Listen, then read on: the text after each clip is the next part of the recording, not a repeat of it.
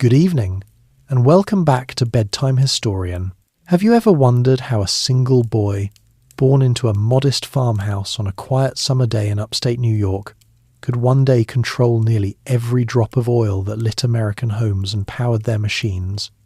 So, before you get comfortable, take a moment to like the video and subscribe, but only if you genuinely enjoy what I do here. If you're listening from somewhere special tonight, drop your city and local time in the comments below. I always enjoy seeing where the stories land. Now, dim the lights, maybe turn on a fan for that soft background hum, and let's ease into tonight's journey together.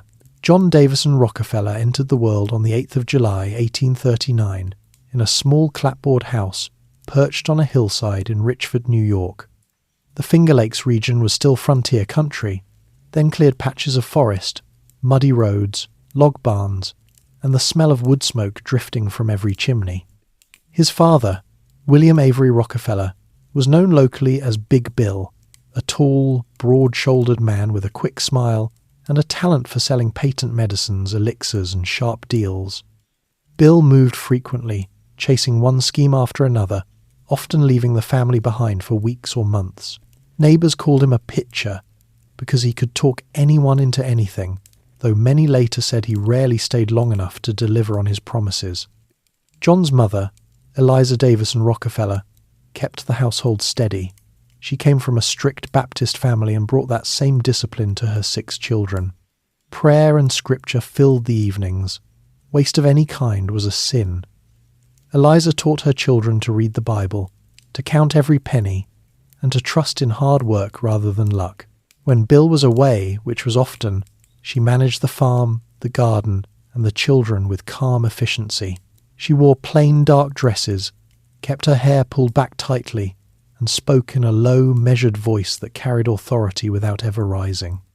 The family moved several times during John's early years, first to Moravia, then to Owego, following Bill's shifting ventures.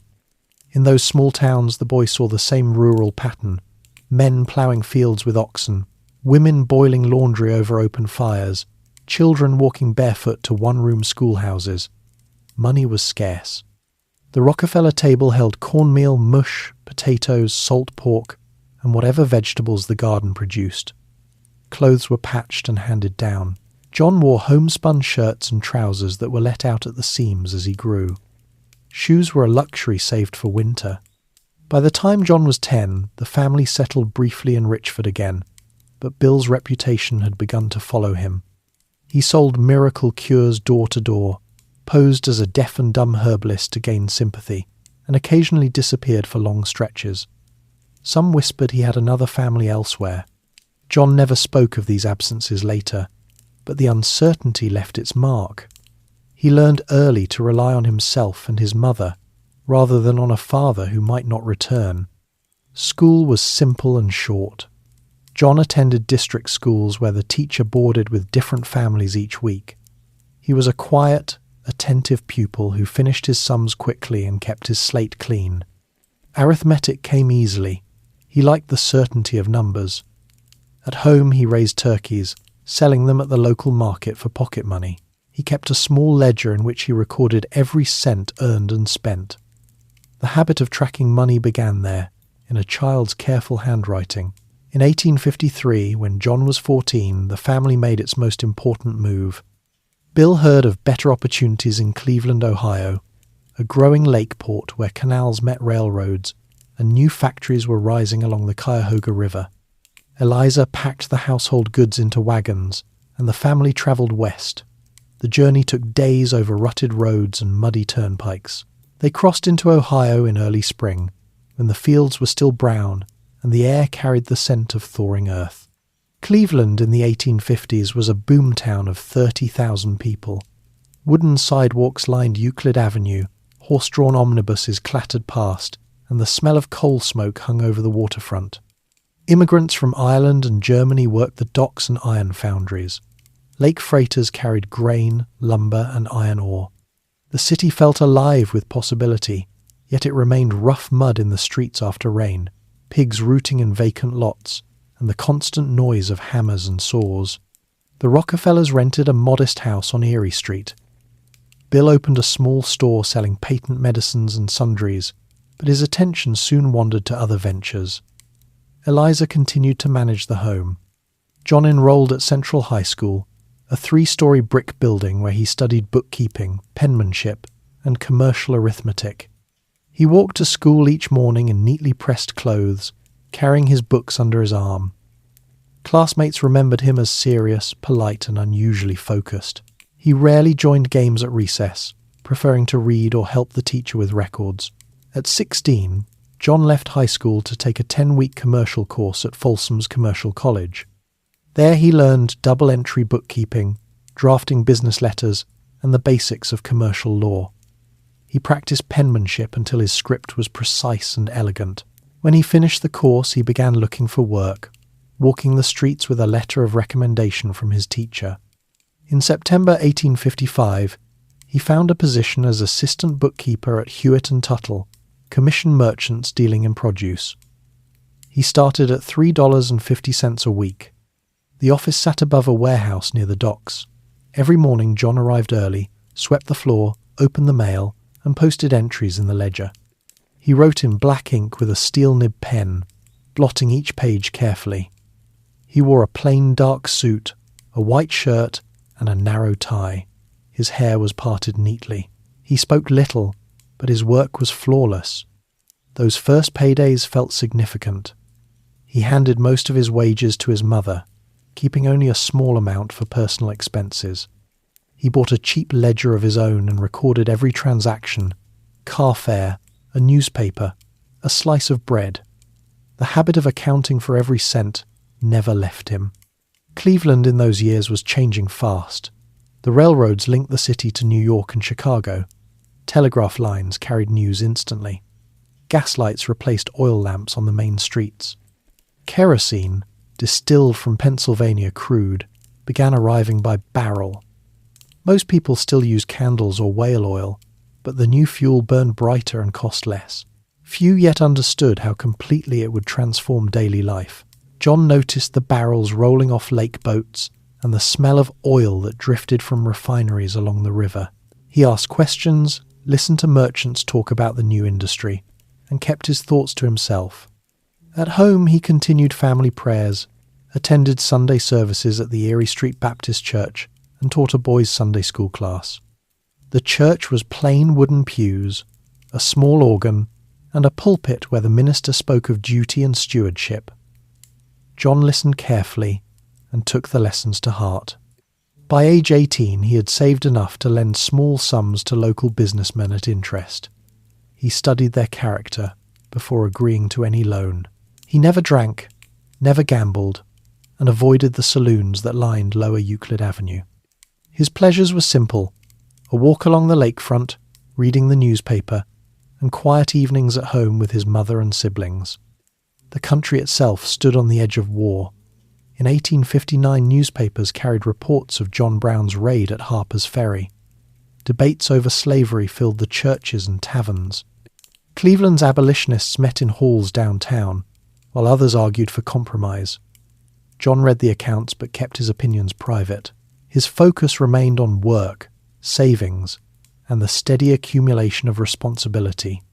Those early years in Cleveland shaped him more than he could have known. The city taught him that opportunity came to those who prepared for it.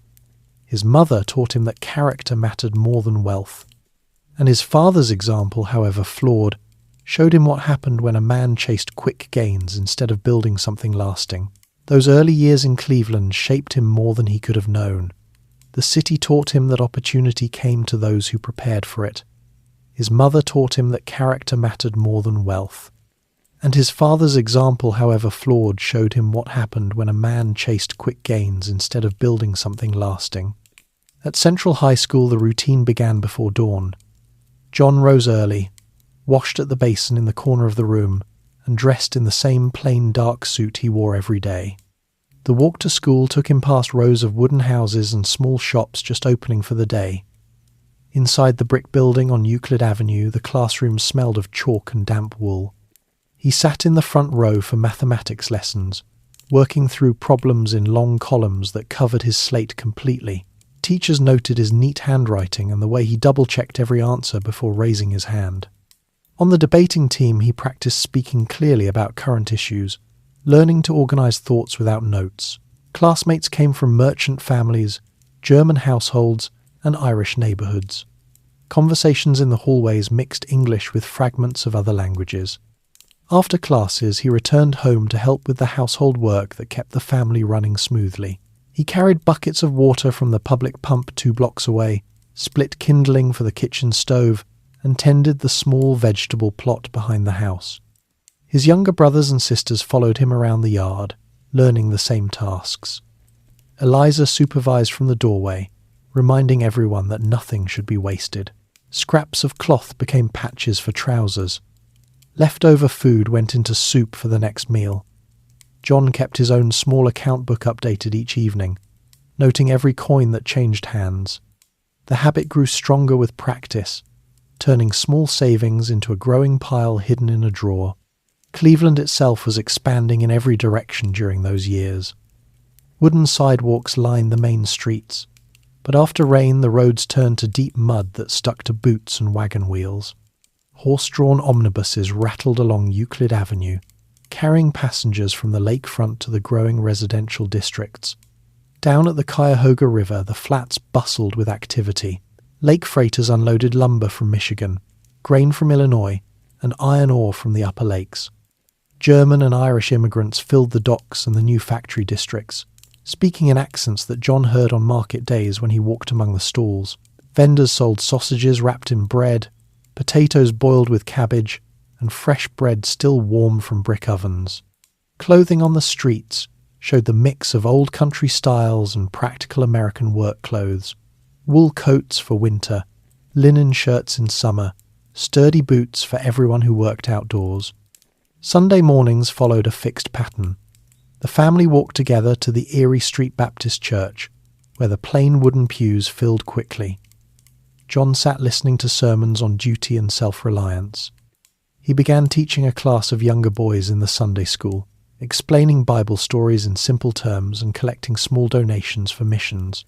The church community felt like an extension of home, with potluck suppers after services and quiet conversations about the news from Washington.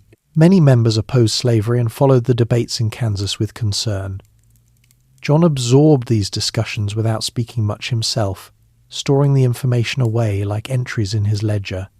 The financial panic that struck in 1857 tested every household in the city. Banks closed their doors, businesses laid off workers, and men stood in lines for city relief. The Rockefellers felt the pressure immediately. Bill's ventures slowed, and money for food grew tighter. Eliza stretched meals further, using more potatoes and less meat. John watched neighbors lose their stores and their homes. He saw families move away in the middle of the night to escape debts. The experience confirmed what his mother had always said. Security came from careful planning, not from hoping for better times. He continued his small loans to reliable people, always writing the terms clearly and collecting interest on time. Those transactions taught him to judge character as carefully as numbers. Evenings at home passed quietly. The family gathered around the table with a single lamp. Eliza read from the Bible while the children mended clothes or practiced penmanship. John sometimes walked to the lakefront alone, watching the lights of ships moving across the water. He thought about his future, setting quiet goals for himself. One was to earn enough to feel safe no matter what happened. Another was to live a long life, staying active and useful. He never spoke these thoughts aloud, but they guided his choices. He avoided the saloons near the river where young men spent wages on drink. He skipped the theatres and circuses that drew crowds on Saturday nights. Instead, he read the Cleveland newspapers cover to cover, tracking commodity prices and railroad news. By his late teens, the city had become familiar in every season. Spring brought mud that required extra care with boots. Summer filled the air with the scent of coal smoke and blooming lilacs along the avenues. Fall meant shorter days and the arrival of new shipments of grain before the lakes froze. Winter brought snow that muffled the sound of wagon wheels and turned the river into a grey ribbon of ice. Through all of it, John maintained the same steady pace. He rose at the same hour, completed his chores, attended school or work, and recorded every detail. His mother noticed the growing sense of responsibility in him and quietly approved. His siblings looked to him for guidance when their father was absent for long stretches. The immigrant neighborhoods added color to daily life without changing the family's routines. On market days, John passed stalls where German women sold sauerkraut and fresh sausages while Irish vendors offered potatoes and buttermilk. Children played stickball in vacant lots, their voices mixing accents. Churches of different denominations dotted the side streets, each with its own traditions of song and gathering. John respected these differences but stayed firmly within the Baptist circle that felt like home. The diversity around him showed how the city was pulling people from every direction, creating new opportunities for those who stayed organized and reliable. As the 1850s drew toward their close, the talk in churches and shops turned more often to national troubles. Newspapers carried stories of Southern secession threats and Northern determination to preserve the Union. Cleveland's factories began preparing for possible war orders. Merchants discussed the price of grain and hay that armies might need. John listened carefully during his walks and his Sunday school lessons, sensing that larger forces were gathering. He did not fear the future, but he understood that preparation would matter more than ever. His small savings account continued to grow, each entry written in the same precise hand. The years of youth in Ohio had given him a clear framework. School had sharpened his mind for figures and arguments. Household duties had taught him the value of consistent effort. The city's growth had shown him the scale of commerce possible when people worked together. The panic had reinforced the need for caution, and the church had anchored everything in a sense of moral order. None of these lessons came in dramatic moments. They arrived quietly through repetition and quiet observation, building inside him layer by layer. Family conversations around the table grew more serious as his older siblings began their own paths. His mother continued to manage the home with the same calm authority, stretching resources and reminding everyone of their duties. Bill appeared and disappeared on his own schedule, sometimes bringing small gifts and stories of distant places. John learned to navigate these shifts without complaint. Focusing on what he could control, he helped his brothers with their schoolwork and encouraged his sisters in their sewing projects. The household remained a place of order even when the outside world felt uncertain. By the time he reached 18, the pattern of his days felt solid. He knew the streets of Cleveland as well as the lines in his account book. He understood the rhythms of the lake trade and the needs of local businesses. Most important, he had developed an inner discipline that required no external prompting. Rising early, working steadily, saving methodically, these actions had become as natural as breathing. The boy who had arrived from New York with patched clothes and careful habits had grown into a young man ready for larger responsibilities. Cleveland had given him the environment to test and strengthen those qualities every single day. Those early years in Cleveland had given him the environment to test and strengthen those qualities every single day. In September of 1855, just weeks after turning 16, John walked into the offices of Hewitt and Tuttle on the Cleveland waterfront and asked for work. The firm dealt in produce grain, hay, meats, and other goods shipped across the lakes. After a short conversation, Henry Tuttle hired him as an assistant bookkeeper at $3.50 per week. It was not a large sum, but to John it marked the true beginning of his working life. The office occupied the second floor of a brick building overlooking the Cuyahoga River. From the windows he could see the constant movement of wagons and lake boats. The air carried the mixed odours of grain dust, salted meat, and coal smoke from passing steamers. Every morning he arrived before the partners, unlocked the door, swept the wooden floors, and opened the windows to let in fresh air. Then he sat at his high desk with its slanted top, dipped his pen in black ink, and began posting the previous day's transactions into the main ledger. The work required absolute precision. He recorded every barrel of flour, every bushel of wheat, and every side of pork that came through the warehouse. Merchants arrived throughout the day with invoices, arguing over weights or prices. John checked each document twice before entering the figures. When shipments arrived late or short, he noted the discrepancies and prepared letters for the partners to send. His handwriting remained small, clear, and perfectly even.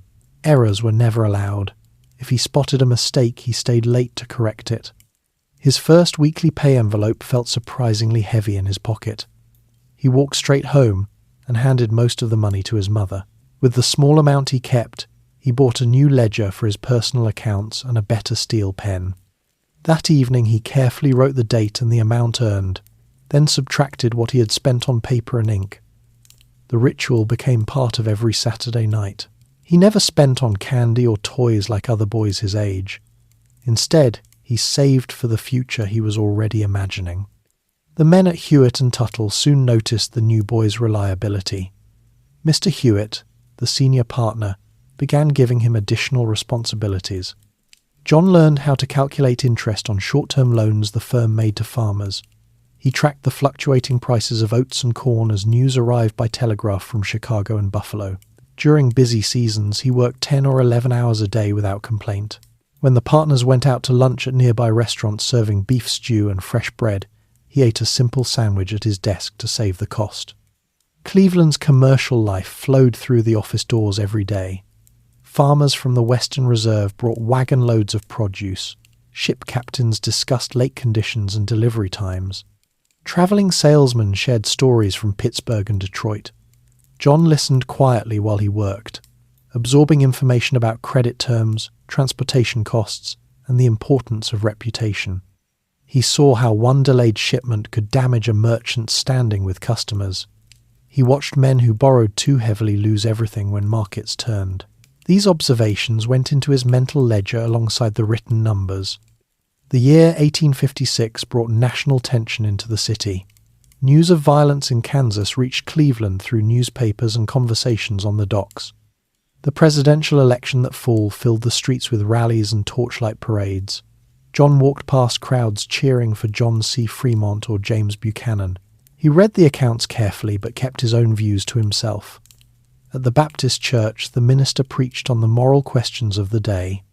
John continued teaching his Sunday school class, using the hour to instill habits of honesty and hard work in the younger boys. As 1,857 arrived, the financial panic hit Cleveland hard. Banks suspended payments. Many produce merchants struggled to collect debts. Hewitt and Tuttle felt the pressure as orders slowed and customers asked for more time to pay. John worked even more carefully, tracking every outstanding account. He saw families he knew lose their businesses and move away.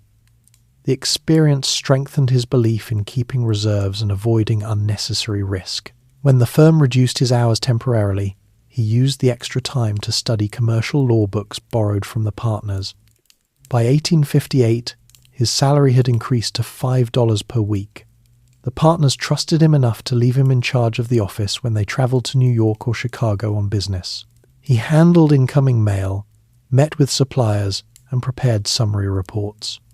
In the evenings, he walked home along the gaslit streets, passing Irish labourers heading to their boarding houses and German families gathered on front steps. Vendors sold roasted chestnuts from carts near the square. He sometimes stopped for a cheap cup of coffee, but more often continued straight home to update his accounts and read the Bible with his family.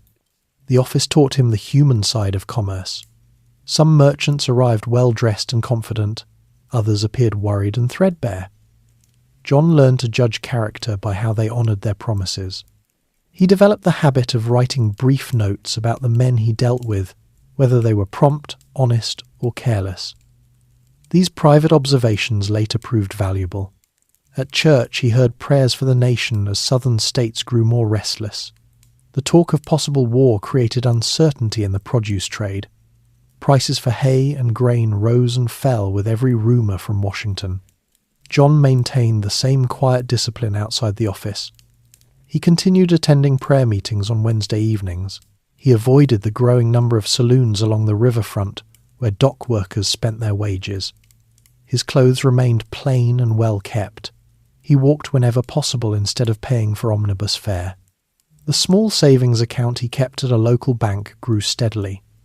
Each new entry represented another step toward independence. By 1859, at age 20, he had become an essential part of Hewitt and Tuttle. The partners discussed promoting him to full bookkeeper. John listened to their plans, but already wondered whether working for others would ever satisfy him completely. He began calculating how much capital he would need to start a small business of his own. The idea remained private, shared with no one except his mother in quiet conversations. The waterfront world continued its daily rhythm. Ships arrived with Canadian wheat and departed with Ohio flour. Warehouses filled and emptied with the seasons. New telegraph poles stretched along the streets, bringing faster news from the east. John watched all of it from his tall desk, recording not just the numbers but learning the larger patterns of trade. He understood that success came to those who controlled costs and maintained trust. These lessons settled deep within him as the country moved closer to open conflict. The apprenticeship years gave him something school never could: direct contact with the real machinery of business. Every ledger entry, every merchant conversation, and every careful calculation added to his practical education. He developed confidence in his own judgment, while remaining outwardly modest and deferential.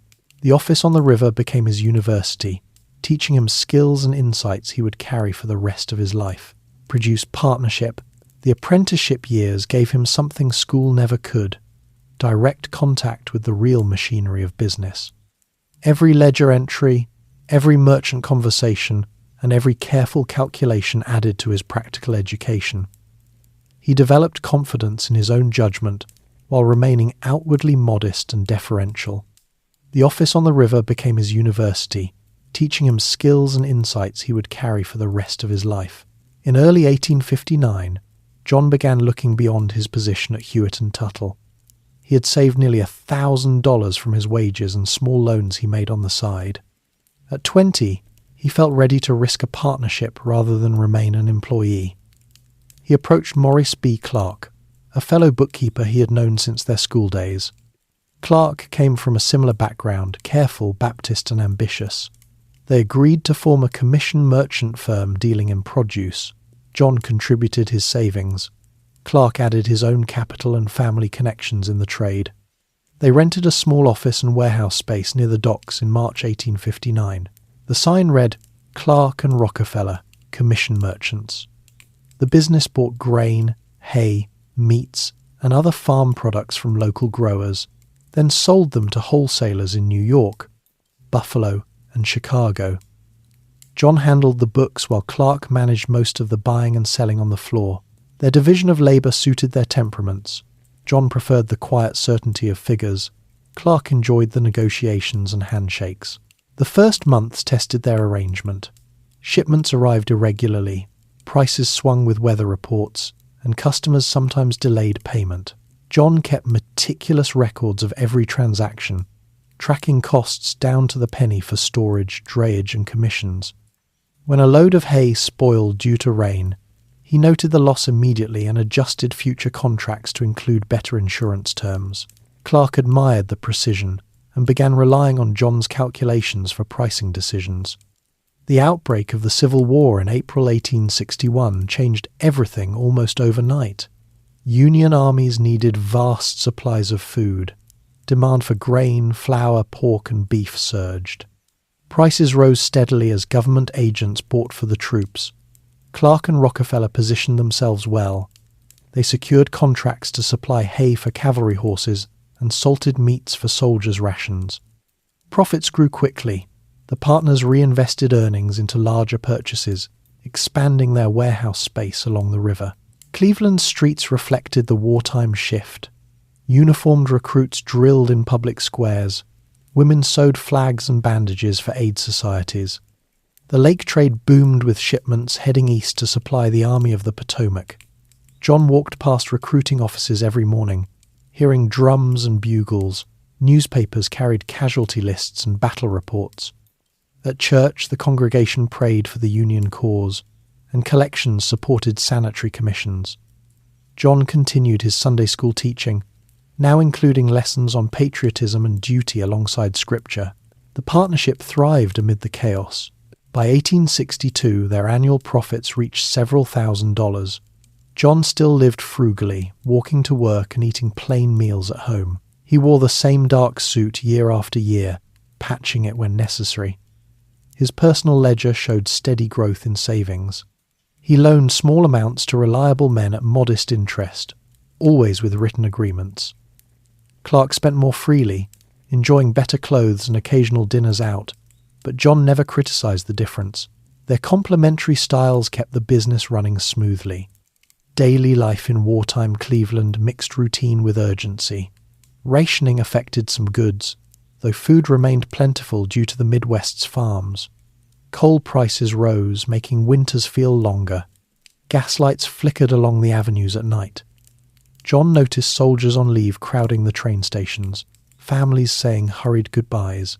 The air carried the constant scent of wood smoke from cook stoves, and the sharper smell of gunpowder from nearby arsenals producing cartridges. In the office the pace quickened. Telegraph messages arrived with army requisitions. John worked late into the evenings, updating ledgers by lamplight. He developed systems to track inventory more efficiently, using separate columns for government contracts versus private sales. When suppliers tried to inflate prices, he compared market quotations from Chicago and refused unfair deals. Clark handled the personal relationships with buyers, often travelling to secure larger orders. Their combined efforts turned modest beginnings into a profitable enterprise. By mid-1862, the partners had accumulated enough capital to consider new opportunities. John read reports about oil discoveries in Pennsylvania. Kerosene lamps were replacing candles in homes across the north. Refineries sprang up along the Allegheny River, shipping barrels to Cleveland by rail and lake. The commodity intrigued him: high demand, growing supply, and potential for steady profits. He discussed the idea with Clark, who expressed cautious interest. They began watching oil prices in the newspapers and talking to merchants who dealt in the new product. The war continued to shape their world. In 1863, news of Gettysburg reached Cleveland by special editions. Church bells rang in celebration when victories came, tolled solemnly after defeats. John followed the campaigns through daily papers, noting how supply lines affected commodity prices. The business benefited from army needs, but also felt the strain when transportation routes were disrupted. He maintained strict accounting to weather any sudden changes. Family life remained anchored in the same patterns. Eliza managed the household with quiet efficiency. John's siblings grew older. Some began their own small jobs. Bill appeared sporadically, bringing tales of distant ventures. John provided for the family when needed, ensuring bills were paid on time. Evenings often ended with Bible reading and prayer. He avoided the wartime distractions, speculation in greenbacks, gambling on war news that tempted many young men. The partnership reached its peak in 1863. Profits from wartime demand allowed them to clear debts and build reserves. John calculated that they could safely branch into another line without overextending. The oil trade offered exactly that, a product with rising consumption and fewer seasonal fluctuations than farm goods. He proposed investing in a refinery. Clark agreed after reviewing the numbers John prepared. Their produce business had proven the value of careful management in uncertain times. John learned to read market signals, negotiate quietly, and protect capital above all else. The war years accelerated his education in scale and risk. What began as a small commission firm had grown into a solid foundation for larger ventures. The lessons of thrift, precision, and timing would prove essential in the years ahead. First, oil refinery. The lessons of thrift, precision, and timing would prove essential in the years ahead. By the summer of 1863, John had watched the oil trade long enough to see its potential clearly. Barrels of crude arrived daily on lake boats from Pennsylvania, carried south from the new fields around Titusville. Refineries along the Cuyahoga River turned the thick black liquid into kerosene for lamps. The product burned brighter than whale oil, cost less, and smelled cleaner. Demand grew steadily in homes and factories across the north as the war continued. John calculated the margins. Crude cost little to buy, refining required simple equipment, and the finished products sold at steady prices. He saw opportunity in the gaps, poor quality control at many small plants, inconsistent shipping, and waste in the process. He discussed the idea with Maurice Clark. Clark had grown comfortable with the produce trade's wartime profits and hesitated at first. Oil seemed riskier, more volatile than grain or pork. John prepared detailed figures showing transportation costs, refinery expenses, and projected returns based on current market quotations. The numbers convinced Clark to join. They agreed to invest $4,000 each, most of their accumulated capital from the commission business. In late 1863, they formed a new partnership with a young chemist named Samuel Andrews, who had experience in refining techniques. Andrews brought technical knowledge. The others supplied the money and business sense. Their first refinery rose on the south bank of the Cuyahoga, a wooden structure with stills, storage tanks, and a small office. Construction finished quickly. By early 1864, the plant began operations. John oversaw the bookkeeping and cost controls from the start. He insisted on buying the best barrels for shipping to reduce leakage. He tracked every gallon of crude purchased, every drop of kerosene produced, and every barrel of byproducts like naphtha and lubricants. Waste offended him. He worked to capture and sell what others discarded.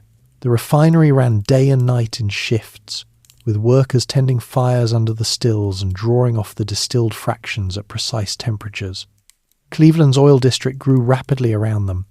Smoke rose from dozens of small plants along the river. Teams of horses pulled wagons loaded with barrels through muddy streets. The air carried the sharp, acrid smell of refining mixed with coal smoke from the city. Workers, many recent immigrants, lived in boarding houses nearby, eating quick meals of bread and sausage before long shifts. John arrived early each morning, walking from home along streets still quiet except for the rumble of carts. He wore the same plain suit, now slightly worn at the cuffs from constant use. The war influenced the new venture directly. Army contracts needed kerosene for camp lanterns and hospital lighting. Prices held firm even as crude supply fluctuated with drilling news from Pennsylvania. Railroads carried more barrels east to supply the Union armies. John studied freight rates and negotiated with agents for better terms when possible. He avoided speculation on crude prices, preferring steady refining margins over gambling on market swings. The approach paid off. By the end of 1864, the refinery turned consistent profits, while many competitors struggled with quality issues or fires. Daily life during those years balanced the demands of two businesses. John split his time between the produce office and the refinery. Mornings often meant checking ledgers at the commission firm. Afternoons involved inspecting stills and talking with Andrews about improvements. Evenings brought him home to Eliza's table, simple suppers of boiled meat, potatoes, and bread. The family prayed together, read scripture, and discussed the day's events quietly. John's siblings noticed his longer hours but respected his focus. Bill appeared less frequently, pursuing his own ventures elsewhere. In September 1864, John married Laura Celestia Spellman. They had known each other since childhood through church and school circles. Laura came from a family that valued education and Baptist principles. She taught school briefly before the wedding. The ceremony took place at the Spellman home, small and plain, with only close family present. Laura wore a modest dress, John a dark suit. They moved into a rented house near the city centre. Laura managed the home with the same careful efficiency John applied to business. She kept accounts of household expenses, avoided waste, and maintained a quiet routine of reading, sewing, and church activities. The marriage brought stability amid growing responsibilities. Laura understood John's long hours and never complained. She attended services at the Erie Street Baptist Church with him, where he continued Sunday school teaching when time allowed. Their first child, Elizabeth, arrived in 1866, followed by others in the years ahead. The household remained frugal, plain furniture, simple meals, no luxuries. John walked to work rather than taking carriages, even as profits increased. He continued recording every personal expenditure in his ledger. The refinery partnership expanded quickly. By 1865, they built a second plant to increase capacity. John pushed for vertical control, buying cooperage to make their own barrels, securing steady crude supplies through contracts. He studied the transportation side, lake boats, rail lines and pipelines just beginning to appear in Pennsylvania. When competitors wasted byproducts, he found markets for naphtha as a solvent and lubricants for machinery. Quality became a priority. Their kerosene burned with less smoke and odour, earning repeat customers. Cleveland itself reflected the oil boom. New streets filled with warehouses and supply stores. Immigrants arrived in larger numbers to work the plants. The riverfront grew crowded with tank cars and barrel stacks. Fires occurred frequently, sparks from stills igniting wooden buildings. John installed better safety measures after one nearby blaze. He also watched the growing number of refiners, noting how many failed through poor management or overexpansion. By 1866, the Civil War had ended. Soldiers returned to civilian life. The economy adjusted to peacetime, with some price drops but steady demand for kerosene as homes across the country adopted lamps. John's produce business continued profitably, though the refinery began to draw more of his attention. Clark preferred the older trade. Tensions arose over how much capital to shift. John remained calm, focusing on facts and figures rather than arguments. The first refinery years solidified his approach. He learned the technical side from Andrew's fractional distillation, acid treatment for purification. He mastered cost accounting in a new industry tracking labour, fuel and raw material expenses per gallon produced. He saw the advantage of scale. Larger plants lowered unit costs. He began thinking about consolidation, though the idea stayed private for now. Family life provided quiet balance. Laura gave birth to John Jr. in 1874, though earlier children came first. The home filled with children's voices, yet routine stayed orderly. John read to his family in the evenings when possible, choosing practical books on history or science. Church remained central prayer meetings, collections for missions, and community support for those in need. The transition from produce to oil happened gradually but decisively. Profits from the refinery outpaced the commission business. John reinvested carefully, avoiding debt. He maintained personal frugality even as wealth accumulated. The lessons of the war years, steady supply contracts, cost control, quality focus carried directly into the new field. By the late 1860s, he stood on the threshold of something much larger, though few around him yet realized how far the path would lead. Marriage to Laura. The lessons of the war years, steady supply contracts, cost control, quality focus carried directly into the new field. By the late 1860s, he stood on the threshold of something much larger, though few around him yet realized how far the path would lead. John and Laura had known each other for years before their marriage. They first met as children through the Baptist church community in Cleveland. Laura Celestia Spellman, called Chetty by family and friends, came from a household that prized education and quiet discipline. Her father had once been a successful merchant, but lost much in the 1857 panic. The Spellmans lived modestly after that, relying on careful management and mutual support. Laura attended Central High School like John, though a few years behind him. She excelled in her studies and later taught school for a short time, bringing the same attention to detail to her classroom that John applied to his ledgers. Their courtship unfolded slowly and without fanfare. They saw each other at church services, prayer meetings, and occasional social gatherings hosted by mutual friends. Conversations remained proper and reserved discussions of scripture, current events, or family matters. John appreciated Laura's steady temperament and her shared values. No drinking, no extravagance, a deep sense of duty. Laura respected John's seriousness and his growing success in business. By 1862, they understood each other well enough to speak of a future together. The engagement came quietly in 1863, announced only to close family. The wedding took place on the 8th of September 1864 at the Spellman family home on Cedar Avenue. The ceremony was small. A Baptist minister officiated. Guests included immediate family and a few church friends. Laura wore a simple white dress made by her mother, with no elaborate train or veil. John stood in his usual dark suit, his hair neatly combed. Vows were exchanged in the front parlour, followed by a modest reception of cake, tea and light sandwiches. No dancing or alcohol appeared. The event reflected the values both families held: restraint, faith and practicality. The couple moved into a rented house on Cheshire Street, a modest 2-story frame building with a small yard. Laura set up the home efficiently. Furniture came second-hand or plain new pieces: wooden chairs, a sturdy table, a cast-iron stove. Curtains were simple cotton. The kitchen held basic utensils and a pantry stocked with staples: flour, potatoes, dried beans, salt pork. Laura kept household accounts in a notebook, much like John's business ledgers.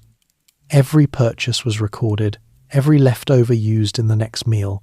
Waste remained unthinkable. John continued his long days at the refinery and produce office. He left before dawn, returned after dark. Laura managed the house alone during those hours, preparing meals, washing clothes in a tub by hand, and keeping the rooms clean and orderly.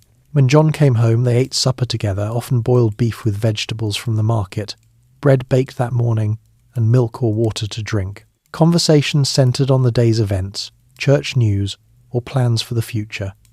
They read the Bible together most evenings, discussing passages quietly before retiring. Their first child, Lucy, arrived in 1865. The birth took place at home, with a midwife in attendance. Laura recovered steadily, continuing her household duties as soon as strength returned. John helped when he could, though business demands kept him away much of the day.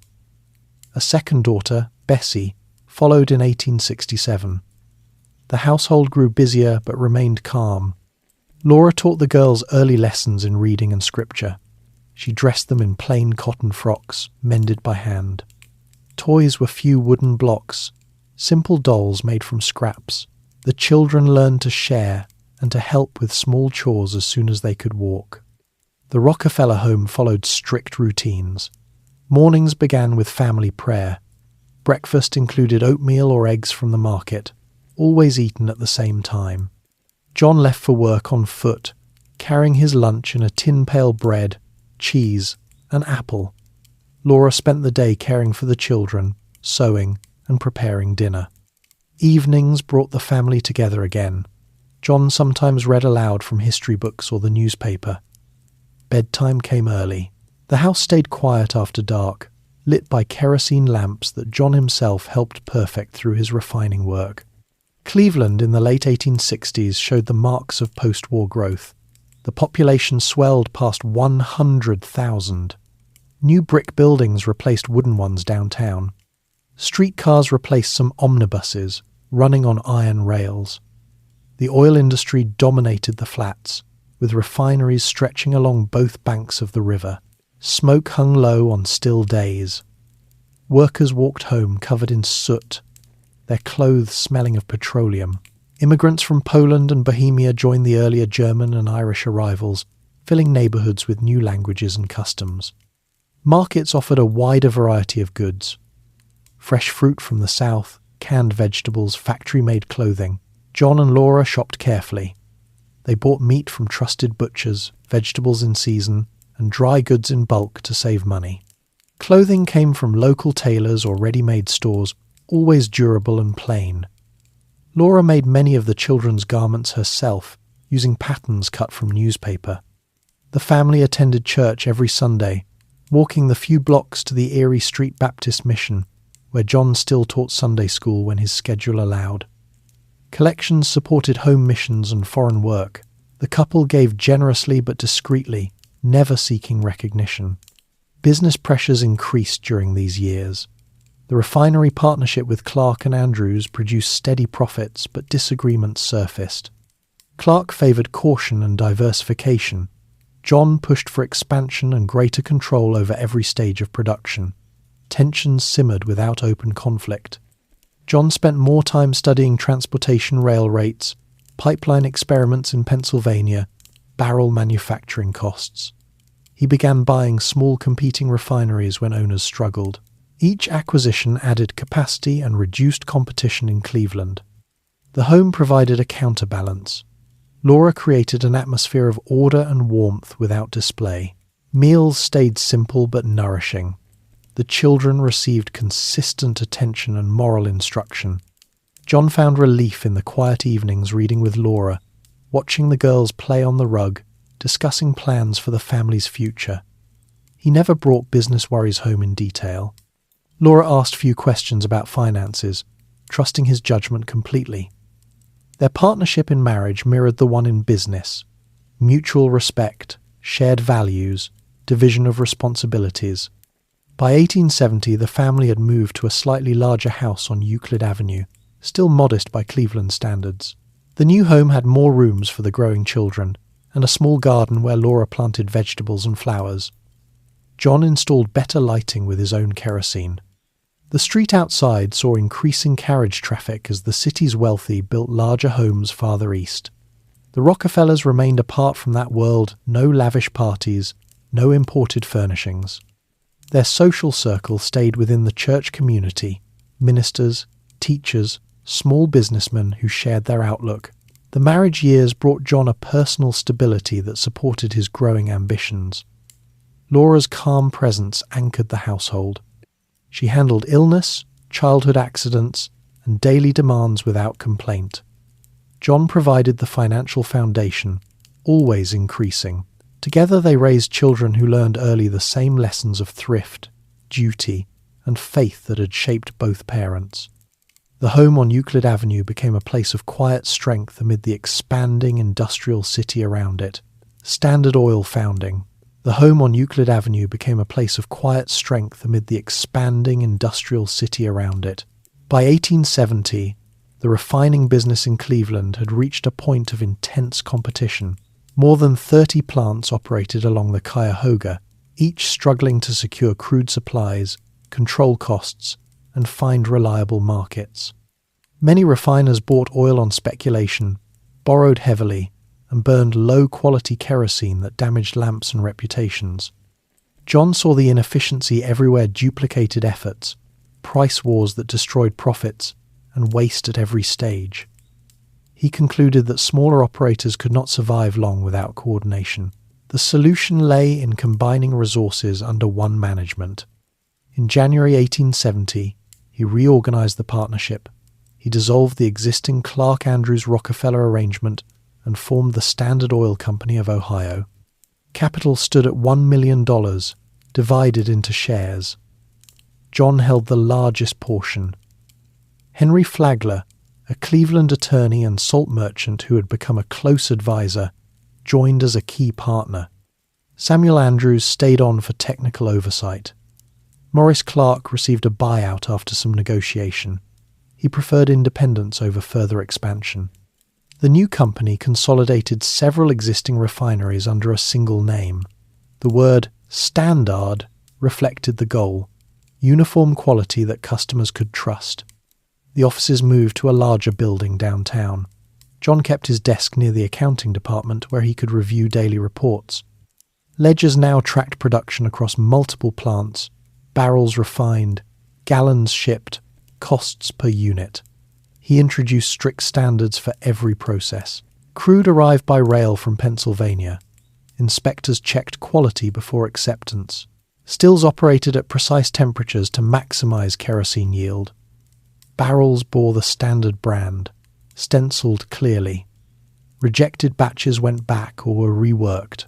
This consistency built buyer loyalty in New York, Boston, and Europe. Daily operations reflected the new structure. Foremen received written instructions on output targets and safety rules. Workers, now numbering in the hundreds, followed set shifts. Pay came regularly, but John expected steady performance. He visited plants often, walking the floors in his plain suit, observing stills and storage tanks. He spoke little to employees but listened carefully to their suggestions on small improvements. Waste remained his chief concern. He ordered pipes installed to capture escaping gases and sell them as fuel. Cleveland in 1870 showed the full effects of industrial growth. Euclid Avenue had become a fashionable residential street, with larger homes set back from the road.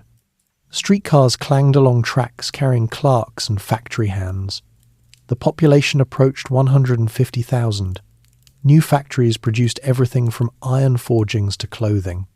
The oil district along the river stayed noisy and smoky, with whistles signalling shift changes.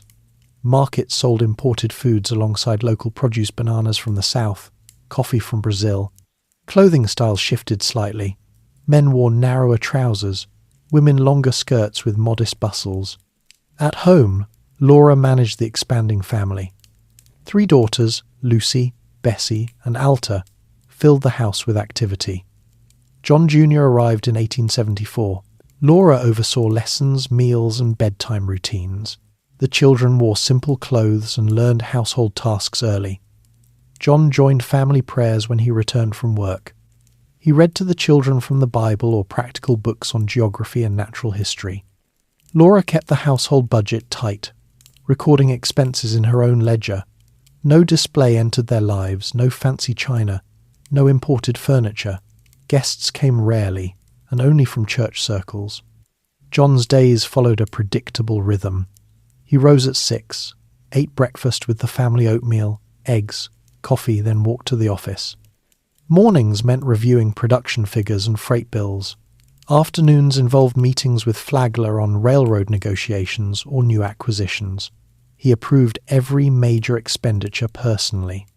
Evenings brought him home for supper roast chicken or beef stew, vegetables, bread, and family time. He avoided social clubs and dinners with other businessmen. His network remained small: church members, a few trusted partners, and family. The company grew methodically. By 1872, Standard Oil controlled about 10% of Cleveland refining capacity. John targeted weaker competitors for purchase. He offered fair prices based on asset value, not inflated wartime figures. Many owners accepted cash or stock rather than face continued losses. When some resisted, he lowered prices temporarily in their markets until they reconsidered. The tactic worked without open hostility. By the mid-1870s, the company had absorbed most Cleveland refineries. Plants closed or converted to standard operations. Workers transferred to the larger organization, often at similar wages but with steadier employment. Transportation became a key focus. Railroads charged high rates for oil shipments. John and Flagler negotiated rebates, lower per-barrel fees in exchange for guaranteed volume. The arrangements stayed secret at first, known only to top management. These deals reduced shipping costs significantly compared to smaller refiners. John viewed the rebates as a legitimate volume discount, not favoritism. The savings went into lower kerosene prices, which expanded the market further. The national context shaped these moves. The post-war years brought rapid railroad expansion. Lines connected the Midwest to eastern ports. Telegraph wires carried instant price information. Immigration continued, swelling the labor force. Cleveland's economy shifted from lake trade to heavy manufacturing. Banks grew larger, offering credit to expanding firms. John borrowed modestly when needed, always with collateral and clear repayment terms. He maintained large cash reserves to weather downturns. Church life remained central. John increased contributions to Baptist missions and local charities. He served on church committees, reviewing budgets and building plans. Laura taught Sunday school classes for girls. The family attended services faithfully, walking the short distance in all weather. Sermons often addressed stewardship and honest dealing themes John applied directly to business. He saw no conflict between profit and principle when conducted fairly. By 1875, Standard Oil refined nearly all the oil processed in Cleveland. The company built storage tanks, purchased pipelines in Pennsylvania, and entered barrel manufacturing. John centralized purchasing to secure better crude prices. He hired chemists to improve refining techniques, reducing waste further. Kerosene prices fell steadily, making lamps affordable for more households. Sales reached Europe and Asia through export agents. The brand gained recognition for reliability. Family routines adapted to John's growing responsibilities. Laura handled more of the children's education at home when tutors proved expensive. She organised small gatherings for church friends, simple teas with homemade cakes. John occasionally brought partners home for quiet discussions, but business talk stayed limited. The children learned early to respect their father's work hours and privacy. The founding of Standard Oil marked a turning point. What began as a single refinery had become an integrated enterprise controlling production from crude purchase to final sale. John's methods, precision, consolidation, cost reduction, proved effective on a larger scale. The company stood poised for national dominance, though public attention remained limited. In Cleveland, the name Rockefeller now meant oil, but the man himself stayed the same: quiet, methodical, and focused on the next logical step: railroad rebates expansion. In Cleveland, the name Rockefeller now meant oil, but the man himself stayed the same: quiet, methodical, and focused on the next logical step. The next logical step lay in transportation. Railroads carried nearly all the crude from Pennsylvania fields to Cleveland refineries, and then the finished kerosene east to markets. Rates fluctuated wildly, and smaller operators paid full published prices while larger shippers sometimes received discounts. John studied the schedules and costs for months. In 1871, he and Henry Flagler began direct talks with the major lines: the Lake Shore, the Erie, and the Pennsylvania Railroad. They offered guaranteed daily volumes in exchange for lower per-barrel rates. The railroads agreed. The deals remained private, recorded only in company ledgers as standard volume adjustments. Savings reached 30 to 50% on some routes. John viewed the arrangement as sound business practice. Steady shipments benefited both sides, and the lower costs allowed Standard Oil to reduce kerosene prices for customers. The rebates accelerated growth. Standard Oil now controlled most Cleveland refining capacity. John turned attention to the remaining independent plants. He approached owners one by one with offers based on current asset values, tanks, stills, land, and inventory. Many accepted cash or stock in the company. Those who hesitated faced sharper competition. Standard could sell kerosene cheaper because of its transportation advantages. By early 1872, 22 of the 26 independent refineries in the city had joined Standard or closed. The acquisitions happened quietly, through lawyers and accountants. No public auctions or dramatic takeovers occurred. Workers from the absorbed plants simply received new pay envelopes from the larger firm. John ensured continuity where possible, though he streamlined operations to eliminate duplication. The South Improvement Company episode tested the limits of these strategies. In late 1871, a group of railroads and refiners formed a loose alliance to stabilize rates and allocate markets. Standard Oil participated along with a few others. The plan called for higher published freight rates for everyone, with secret rebates returned only to participants. News leaked in February 1872. Newspapers in Pennsylvania and New York denounced the scheme as a conspiracy against small producers. Crowds burned effigies in oil towns. The Pennsylvania legislature revoked the company's charter within weeks. John withdrew Standard Oil from the arrangement immediately. He had gained useful information about railroad thinking and competitor weaknesses, but the public backlash taught him caution. From then on, he avoided visible alliances and focused on internal efficiency. Cleveland adjusted to the new scale of oil operations. The river district expanded with additional tank farms and barrel works. Trains arrived hourly with crude, their whistles cutting through the daytime noise.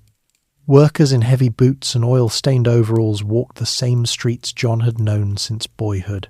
Markets still offered the same staples: potatoes, cabbage, salt pork, but now included more canned goods and factory bread for busy households. Clothing remained practical: dark wool suits for office men, sturdy denim for labourers. Gas lamps burned longer into the evenings as the city grew past 200,000 people. Streetcars ran on tighter schedules, carrying clerks home from downtown offices. At home, the family routine held steady. Laura managed 4 children now, with another on the way.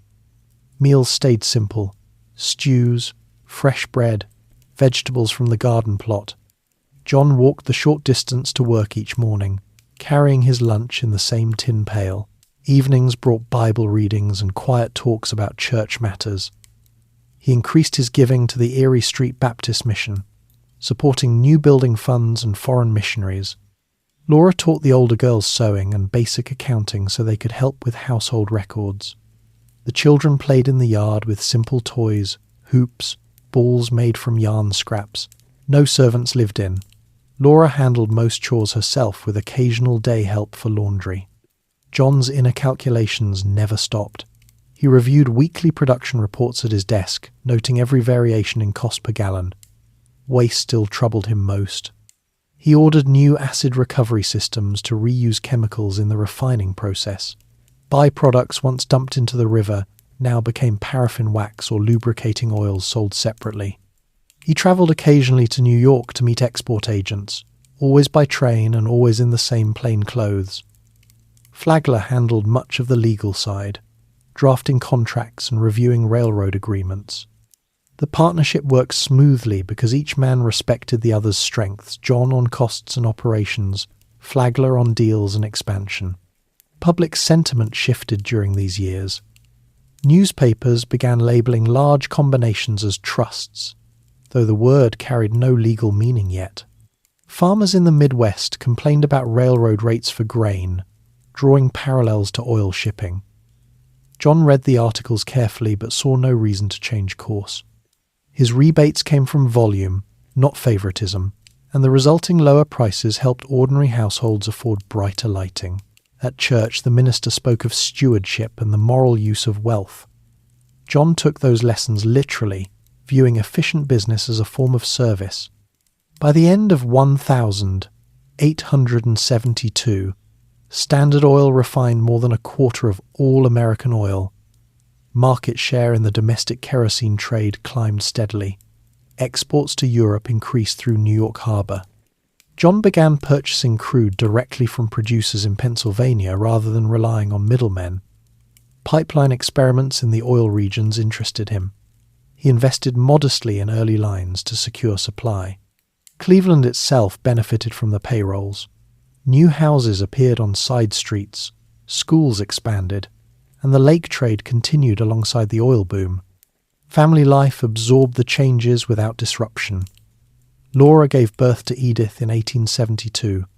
The household adjusted by adding another small bed and shifting rooms. John remained present for evening prayers when possible. He taught the children the habit of recording small expenditures, just as his mother had taught him. Sundays meant church attendance, a walk along Euclid Avenue, and simple suppers. The family avoided the growing number of public entertainments, circuses, theatres, horse races that drew crowds downtown. Their circle stayed small and church-centred. The railroad deals and acquisitions consolidated power without fanfare. John kept daily routines unchanged: early rising, precise record-keeping, frugal personal habits. He maintained the same modest house, the same walking pace to the office, the same careful diet. Internally, he planned the next phase, centralized management across regions. Externally, he appeared unchanged, a quiet family man who happened to run the largest refining operation in the country. The controversy over the South Improvement Company had passed, leaving Standard Oil stronger and more disciplined. Market share continued to climb as efficiency replaced competition in the oil fields and on the rails. The early 1870s had shown that scale brought advantages in every direction. Lower unit costs, reliable supply, consistent quality, these became standard operating practice. John stored the lessons of public criticism for future reference, but refused to slow the methodical expansion. The company now reached beyond Cleveland, with offices in New York and Philadelphia. Rail rebates extended to those routes. Competitors in other cities watched nervously. John, however, focused on the figures in his ledgers and the next logical improvement: trust formation. The company now reached beyond Cleveland, with offices in New York and Philadelphia. Rail rebates extended to those routes. Competitors in other cities watched nervously. John, however, focused on the figures in his ledgers and the next logical improvement: As the 1870s drew to a close, Standard Oil had spread well beyond Cleveland. Refineries in Pittsburgh, Philadelphia, and New York now operated under the same management. Pipelines carried crude directly from Pennsylvania wells to tank farms. Marketing agents sold kerosene in every major city and many smaller towns. The company employed thousands of men across several states. Coordination between distant plants grew difficult under existing partnership agreements. Different state laws restricted how much one company could own in another. John and Flagler recognized the need for a new structure that could hold all these pieces together legally and efficiently. In 1882, they created the Standard Oil Trust. 9 trustees received control of all the stock in the various companies. Shareholders exchanged their certificates for trust certificates that represented their share of the entire enterprise. John became the largest holder and de facto head. The trustees met regularly in New York, where the main offices had moved. Decisions on pricing, crude purchases, and new construction came from this central group. The arrangement allowed the company to function as one organization while respecting state corporation limits at the time. The trust brought immediate order. Reports flowed to New York from every refinery and sales district. John reviewed summaries that showed national production, export volumes, and cost comparisons. He continued his old habit of examining every major expense. Pipelines expanded rapidly because the trust could fund large projects. Marketing departments standardized the blue barrels and the quality of kerosene. Overseas sales increased through agents in London and Shanghai. American homes and factories relied more heavily on the product as electricity remained expensive and limited. Cleveland operations continued as the heart of the system. The original refineries along the Cuyahoga ran at high capacity. New tank cars rolled out of the company shops. Workers lived in the same neighborhoods, now with slightly better wages and more regular hours. The river district smelled of oil and coal, with whistles marking shift changes throughout the day. John still visited the Cleveland plant several times each year, walking the grounds and speaking with foremen about small improvements. He wore the same dark suits, now made of better cloth but cut in the same plain style. At home the family had grown. John Jr. was 8 years old in 1882. The girls, Lucy, Bessie, Alta, and Edith, ranged from teenagers to young children. Laura directed the household with steady authority. Meals remained simple: roast beef on Sundays, vegetable soups during the week, fresh bread baked daily. The children learned arithmetic at the kitchen table using the same methods John had practiced as a boy. Laura taught the girls sewing and household management. John spent time with them on Sunday afternoons when possible, taking walks or reading from history books. He gave each child a small allowance and required them to keep accounts, just as he had done. The Euclid Avenue house had become more comfortable without becoming luxurious. A larger garden supplied vegetables. Laura added a few pieces of solid oak furniture. Curtains stayed plain. The family kept one carriage for church and occasional visits, but John still walked to nearby appointments. Servants now helped with heavier cleaning and cooking as the children grew. Laura supervised them closely, insisting on the same standards of thrift and honesty. Church remained the center of their social life. The family attended the Euclid Avenue Baptist Church, which had replaced the smaller mission. John served on the finance committee, reviewing budgets and missionary contributions. He increased his personal giving each year, supporting new colleges and hospitals through the Baptist network. Laura taught women's Bible classes. The children participated in Sunday school programs. Sermons often touched on the responsibilities of wealth and the importance of using money for good.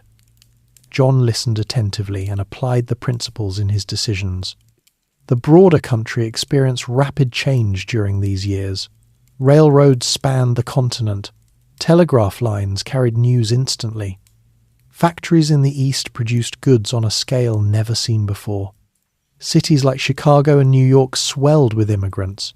Labor unions formed in some industries, demanding shorter hours and higher pay. Farmers in the West complained about railroad rates and falling crop prices. John read the newspapers each morning, noting how these developments affected oil demand and transportation costs. He avoided public comment on political questions, keeping his focus on business operations. The trust structure proved highly effective. By the mid-1880s, Standard Oil controlled approximately 90% of American refining capacity. Kerosene prices continued to fall, making lighting affordable for working families. Lubricating oils supported the growing machine age. The company built storage facilities in major ports and developed its own fleet of tank cars. John pushed for research into new uses for petroleum byproducts. Paraffin wax went into candles. Asphalt appeared on city streets. These secondary products added steady income. Daily life in the Rockefeller household followed its established pattern. John rose early, reviewed reports at his desk before breakfast, then walked or rode to the local office. Laura planned the day's meals and lessons. The older girls helped with younger siblings. Evenings brought family gatherings around the table. John asked the children about their studies and encouraged careful spending. He never discussed company matters in detail at home, but the children understood their father worked in oil. They saw the blue barrels on wagons passing through the city. By 1885, the family began spending more time in New York. The trust headquarters demanded John's presence for longer periods. They rented a house on West 54th Street, keeping the Cleveland residents for summers. Laura adapted to the new city, finding a Baptist church and establishing similar household routines. The children attended better schools. John maintained the same frugal habits, plain meals, early bedtimes, careful accounting of personal expenses. He avoided the opera, balls, and lavish dinners popular among other wealthy families. The trust years marked the peak of centralized control. John directed policy through the trustees while delegating daily management. He focused on long-term strategy, securing crude supplies, improving transportation, expanding markets abroad. The company became the largest and most efficient industrial organization in the country. Public awareness of its power grew slowly. Some newspapers began using the word monopoly in their stories. John read these accounts without changing his methods. He believed the efficiency benefited consumers through lower prices and reliable supply. Inside the family, the children developed distinct personalities. John Jr. showed interest in business and philanthropy from an early age. The girls pursued education and music. Laura guided their moral development with quiet firmness. John provided the financial security and occasional guidance. The household stayed orderly and deeply religious. Prayer and scripture anchored each day. During these years, John made several trips to the Pennsylvania oil regions. He walked among the derricks and talked with producers about supply contracts. The sight of wooden towers and pumping engines remained familiar. He negotiated long-term agreements that stabilized crude prices. Back in Cleveland, new office buildings rose downtown as the city continued its transformation into a major industrial center. Horse-drawn streetcars carried workers to the flats each morning. Women shopped at markets that now offered year-round produce thanks to better rail connections. John noticed these changes but kept his personal spending unchanged. Laura took on more responsibility for the children's education as they grew older. She arranged music lessons for the girls and ensured John Jr. received instruction in penmanship and arithmetic. The family ate dinner together almost every evening when John was in town. Conversation turned to current events, church activities, and plans for the next day. The children learned to speak respectfully and to finish their plates. Leftover food was never thrown away but turned into the next day's soup or stew. Clothing was mended and passed down. New garments came only when necessary. The Baptist church community provided a steady social anchor. John contributed large sums anonymously to build new churches in growing neighborhoods. He helped establish a mission society that sent workers to poorer districts. Laura organized women's groups that collected clothing and food for needy families. Sunday services lasted 2 hours, with strong singing and direct preaching. The family sat in the same pew each week. After services, they often invited the minister for a simple meal at home. By the time the trust was 2 years old, the company had extended its reach into new territories. Sales offices opened in Europe and Asia. Tankers carried American kerosene across the Atlantic. John studied maps of foreign markets and approved new shipping contracts. At the same time, he watched the first electric lighting systems appear in large cities. He understood that kerosene's dominance would not last forever and began thinking about the long-term future of the industry. The Rockefeller children experienced a protected but disciplined childhood. They played in the garden, read books from the family library, and helped with small chores. John Jr. showed a serious nature like his father. The girls enjoyed sewing and piano practice.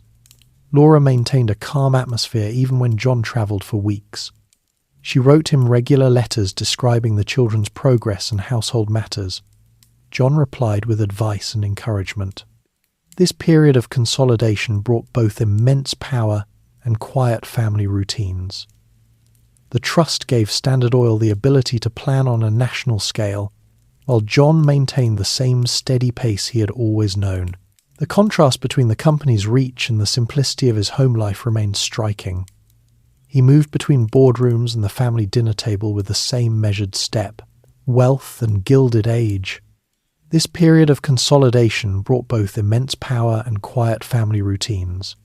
The trust gave Standard Oil the ability to plan on a national scale, while John maintained the same steady pace he had always known. The contrast between the company's reach and the simplicity of his home life remained striking. He moved between boardrooms and the family dinner table with the same measured step. By the late 1880s, the trust certificates had made John one of the richest men in the United States. Estimates placed his personal wealth in the hundreds of millions, though exact figures stayed private. Dividends from the trust arrived regularly, deposited into bank accounts in New York and Cleveland.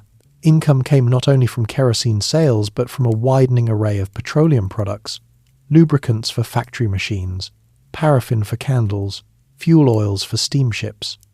The company now operated on a scale that touched nearly every corner of American industry. Exports filled ocean liners bound for Europe, Africa, and Asia.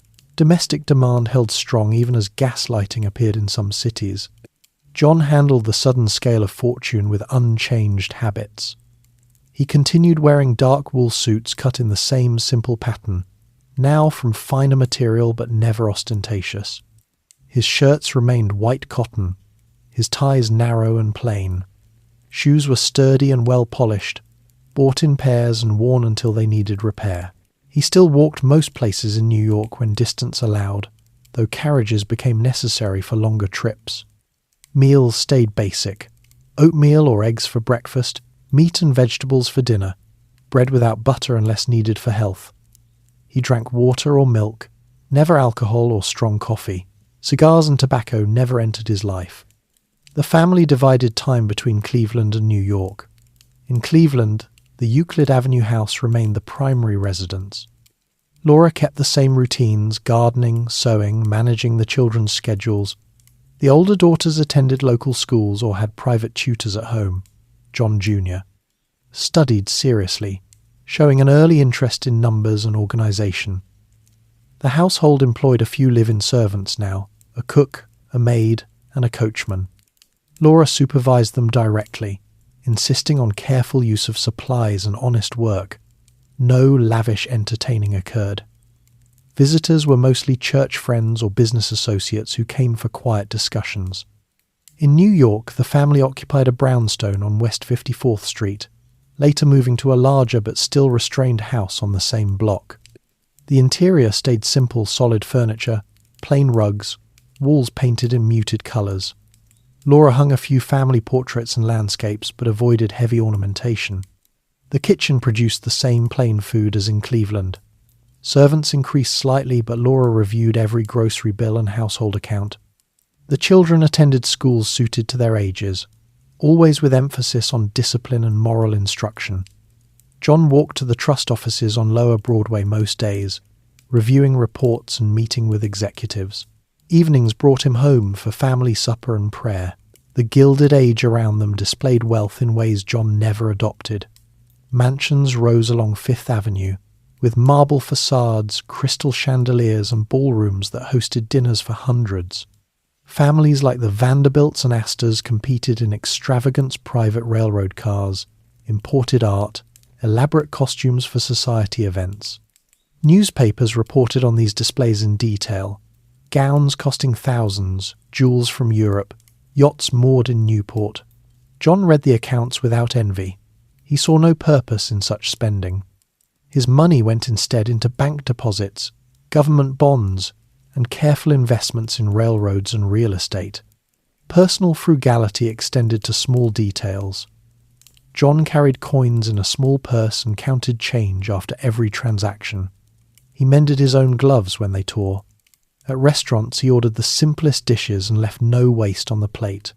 When travelling by train he chose standard accommodations, not private cars. He avoided the new luxury hotels springing up in cities, preferring reliable but modest establishments. His only visible indulgence was a growing collection of books, history, economics, religious works kept in orderly shelves at home.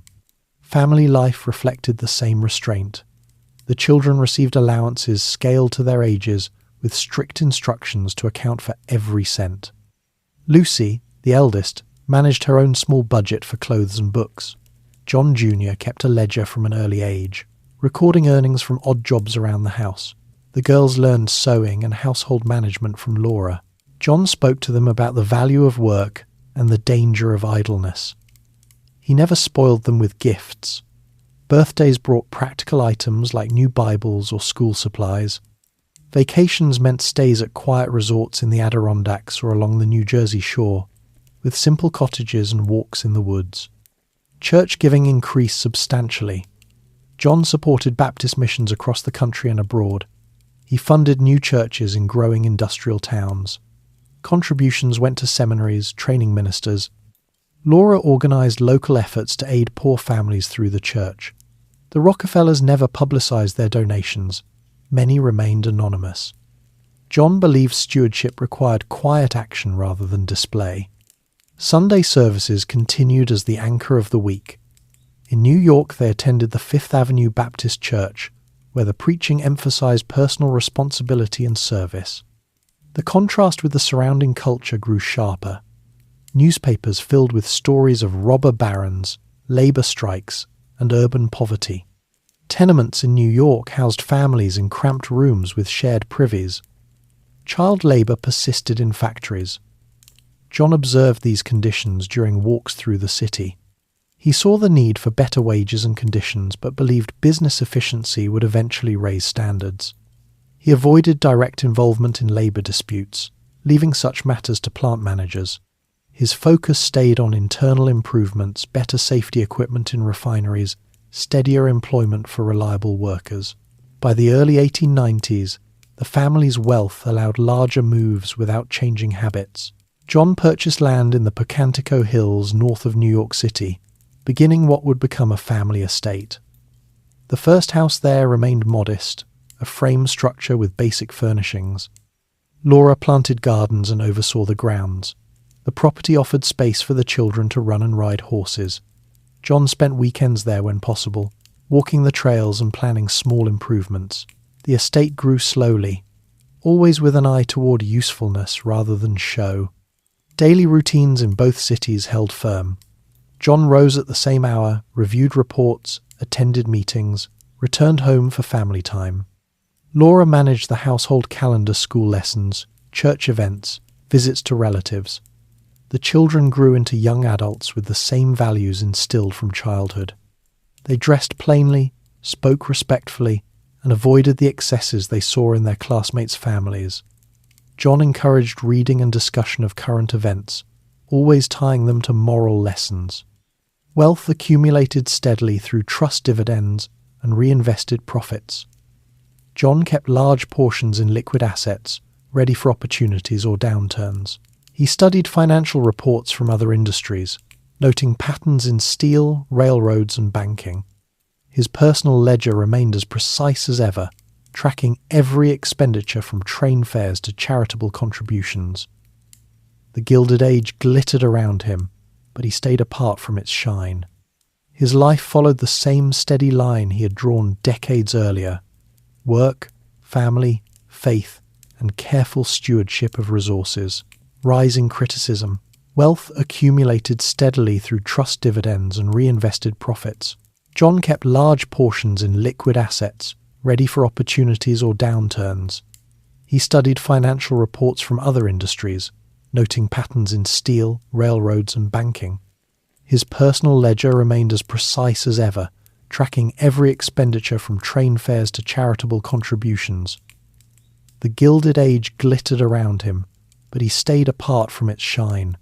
His life followed the same steady line he had drawn decades earlier: work, family, faith, and careful stewardship of resources. During the 1890s, the public view of large industrial combinations began to shift. Newspapers and magazines that once reported business news in neutral terms started running longer investigative pieces.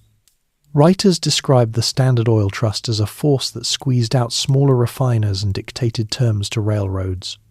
The word monopoly appeared more frequently in editorials. Readers in small towns and cities learned about secret rebates and the pressure applied to independent producers. These accounts reached homes through daily papers delivered by train or wagon. John noticed the change gradually. He continued reading multiple newspapers each morning, Cleveland, New York, Chicago editions, marking articles that mentioned the company. At first, the stories focused on specific incidents: a Pennsylvania refiner claiming unfair competition, a railroad executive questioned about shipping rates. Then longer series appeared. Reporters traveled to oil regions, interviewed former employees, and examined court records from old lawsuits. John instructed company lawyers to respond factually when necessary, but avoided personal statements. He believed the efficiency of the organization spoke for itself through lower prices and wider availability of kerosene. In 1890, Congress passed the Sherman Antitrust Act. The law aimed at combinations that restrained trade.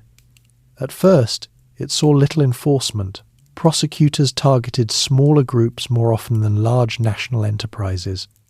Standard Oil lawyers studied the statute carefully, concluding that the trust structure, while centralized, did not clearly violate the new rules. John kept operations unchanged. Production continued, prices held steady or fell slightly, and market share remained dominant. The company now refined oil in multiple states, shipped through its own pipelines, and sold through a network of agents. Public unease grew during economic hard times. The panic of 1893 hit hard. Banks failed, factories closed, unemployment rose. Men stood in breadlines in New York and Chicago. Farmers in the Midwest watched crop prices drop, while railroad rates stayed high. Many blamed large corporations for the suffering. Pamphlets and speeches from populists pointed to trusts as the cause of concentrated wealth and widespread poverty. Standard Oil appeared often in these arguments. Speakers described John as the symbol of unchecked power, though few had met him or knew his daily life. In Cleveland, the local press remained more balanced. Reporters knew the company payroll supported thousands of families. The refineries along the river kept running through the Depression, providing steady work when other industries faltered. John maintained the same routines. He walked to the office, reviewed reports, returned home for plain meals with Laura and the children. The family felt the general economic strain indirectly: fewer church contributions from members, more requests for aid, but the household remained secure. John increased giving to relief efforts quietly, channeling funds through Baptist organizations to help unemployed workers and their families. By the mid-1890s, muckraking journalism gained wider reach. Magazines with national circulation printed detailed exposés. One series described the methods used to acquire competing refineries, quoting former owners who felt pressured. Another examined the trust's influence on state legislatures. John read these pieces without visible anger. He directed lawyers to prepare responses when facts were incorrect and to gather evidence of fair dealing. The company issued occasional statements through spokesmen, explaining that competition had been replaced by coordination for the benefit of consumers. Laura followed the coverage less closely, but noticed the tension in John's posture during certain evenings. She continued managing the home with calm efficiency. The children were now young adults or teenagers. John Jr. attended college, studying business and history. The daughters pursued education or charitable work. Family discussions sometimes touched on the newspaper stories. John answered questions directly but briefly, emphasizing that hard work and careful management had built the business. He encouraged the children to focus on their own responsibilities rather than public opinion. The criticism reached a new level in 1898 when Ida Tarbell began researching a major series. She was the daughter of an independent oil producer who had struggled against the trust years earlier. Tarbell spent months in libraries and oil towns, interviewing people and reading documents. Her articles appeared in McClure's magazine starting in 1902, though groundwork laid in the late 1890s. The pieces presented a detailed history of Standard Oil's rise, focusing on tactics that disadvantaged smaller operators. Readers across the country absorbed the narrative in monthly installments. The series built a picture of systematic elimination of competition. John declined to meet Tarbell or provide company records. He believed personal involvement would lend legitimacy to the attacks. Instead, he reviewed drafts of rebuttals prepared by associates. The company published corrections where errors appeared but avoided broad counter-narratives. John continued daily work examining cost reports, approving pipeline extensions, planning new marketing territories. He saw the articles as one side of the story, incomplete without recognition of the benefits delivered to millions of households. By the turn of the century, public sentiment had hardened. Reform movements gained strength. Progressive politicians spoke of regulating big business. State attorneys general began reviewing antitrust laws. Ohio newspapers carried stories about possible investigations into the trust's operations within the state. John maintained the same composure. He increased time spent on philanthropy, directing larger sums to education and medical research through Baptist channels. He viewed these efforts as a practical response to criticism demonstrating responsible use of wealth. Family life provided steady counterweight. Laura organized quiet gatherings for church friends. The children visited home during school breaks. John walked the grounds at Pocantico Hills on weekends, overseeing modest improvements to the estate. He planted trees and planned roads with an eye toward long-term usefulness. The property remained private, away from public view. In New York, the family attended church regularly, sitting in the same pews. Sermons addressed justice and charity. John listened and continued his anonymous giving. The rising criticism did not alter daily habits. John rose early, read reports, met with executives, returned home for supper. Laura managed the household accounts with the same precision. The children carried forward the values of thrift and duty. The contrast remained: immense industrial power paired with personal restraint. Public debate grew louder, but John's focus stayed on facts, figures, and the next measured step: legal battles. The contrast remained: immense industrial power paired with personal restraint. Public debate grew louder, but John's focus stayed on facts, figures, and the next measured step. In the closing years of the 1890s, state officials began to act against the Standard Oil Trust. Ohio's Attorney General filed suit in 1892, claiming the trust violated state corporation laws by controlling companies outside its charter. The case moved slowly through courts. Witnesses testified about acquisitions and shipping arrangements. John did not appear in person. He provided affidavits through lawyers. The Ohio Supreme Court ruled against the trust in 1892, ordering dissolution of the local holding structure. The company complied by reorganizing assets into separate corporations while keeping effective coordination through common ownership and shared directors. Operations continued without major interruption. John stepped back from daily management around 1897. He had turned 58 and felt the weight of constant oversight. He delegated routine decisions to trusted executives like John D. Archbold, who handled New York headquarters. John retained final authority on major policy, but spent less time at desks reviewing ledgers. Instead, he focused on broader strategy and philanthropy. He travelled more often to inspect properties and meet with key associates.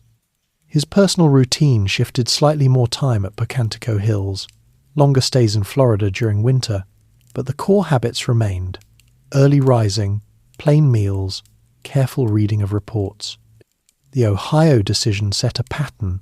Other states watched closely. New Jersey allowed more flexible corporate structures, so the trust reincorporated there in 1899 as Standard Oil Company New Jersey.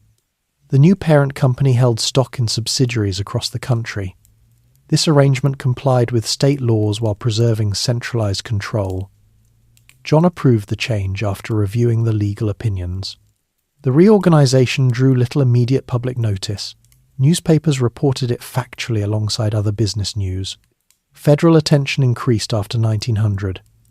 The Industrial Commission, a congressional body studying trusts, held hearings in 1900 and 1901. Executives testified about operations. Archbold and others explained rebates as volume discounts and defended market practices as efficient. John did not testify. His lawyers handled appearances. The Commission's report criticized concentrated power, but recommended no immediate action. The findings fed growing calls for stronger federal regulation. In 1902, President Theodore Roosevelt directed the Justice Department to investigate Standard Oil under the Sherman Act. Agents gathered documents from company offices in New York, Cleveland, and other cities. They subpoenaed records, interviewed former employees, and examined freight contracts. John cooperated through counsel, providing requested materials without personal involvement. The investigation stretched over years, building a massive record of correspondence, ledgers, and testimony. Laura noticed the strain during this period. John read more legal briefs at home in the evenings. She maintained the household calm, simple suppers of broiled fish or lamb chops, vegetables from the market, tea instead of coffee. The children, now adults or near it, visited regularly. John Jr. had finished college and begun work in the family offices, learning the business step by step. The daughters pursued their own paths: charity work, education, family. Family prayers continued each evening, with John reading scripture in his steady voice. The public atmosphere grew more hostile. Magazines ran cartoons showing John as a giant, squeezing small refiners in his fist. Newspapers printed headlines about the octopus of Standard Oil. Reform speakers toured cities calling for breakup of the trust. John read these accounts but rarely commented. He believed the company's record: lower prices, reliable supply, steady employment countered the accusations. At church he heard sermons on justice and patience. He increased contributions to education and health causes, viewing them as constructive responses. In 1906, Kansas filed an ouster suit against the Standard Oil Company of Kansas, alleging monopolistic practices. Similar actions followed in Missouri, Texas, and other states. Each case required separate legal defense. Company lawyers traveled to state capitals, presented evidence of compliance with local laws, and argued that integration improved efficiency. Outcomes varied. Some suits succeeded in limiting local operations, others were dismissed or settled. John followed developments through weekly summaries sent to Pocantico or New York. By 1907, the federal case gained momentum. The Justice Department filed a major antitrust suit in St. Louis Federal Court, naming Standard Oil of New Jersey and dozens of subsidiaries. The complaint charged restraint of trade through rebates, predatory pricing, and control of pipelines. The trial lasted months. Hundreds of witnesses testified. Company records filled courtrooms. John again stayed away, providing depositions when required. Executives defended the business as a natural result of superior management. During these legal pressures, John spent more time on philanthropy. He had already funded the University of Chicago generously since the 1890s. Now, he expanded support for medical research and Southern education. The General Education Board, established in 1902, received large endowments to improve schools in the South. John reviewed grant proposals personally, favouring projects with measurable results. These efforts received positive press even as antitrust news dominated headlines. Family life offered quiet stability. Laura managed the New York and Pocantico households with the same efficiency. The estate in the hills had grown more land acquired, roads improved, a larger main house built but remained private. John walked the grounds daily when there, observing tree growth and planning small additions. Winters in Florida began regularly after 1900. They rented cottages at Ormond Beach, enjoying mild weather and golf on simple courses. John played steadily, keeping score in a small notebook. Laura read and walked along the shore. The children adapted to the public scrutiny. John Jr. worked closely with his father, handling increasing responsibilities. He shared the same reserved manner and attention to detail. The daughters married or pursued independent lives while staying connected to family values. Church attendance remained constant services in New York or at local chapels near Pocantico. John contributed to building funds and mission work without seeking notice. By 1909, the St. Louis court ruled against Standard Oil.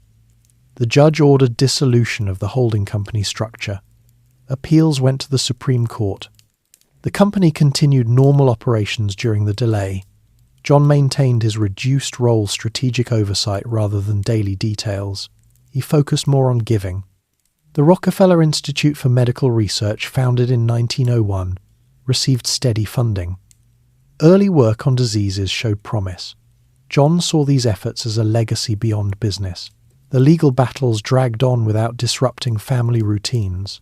John rose early, read reports, met with advisors when needed, spent evenings with Laura or walking the estate.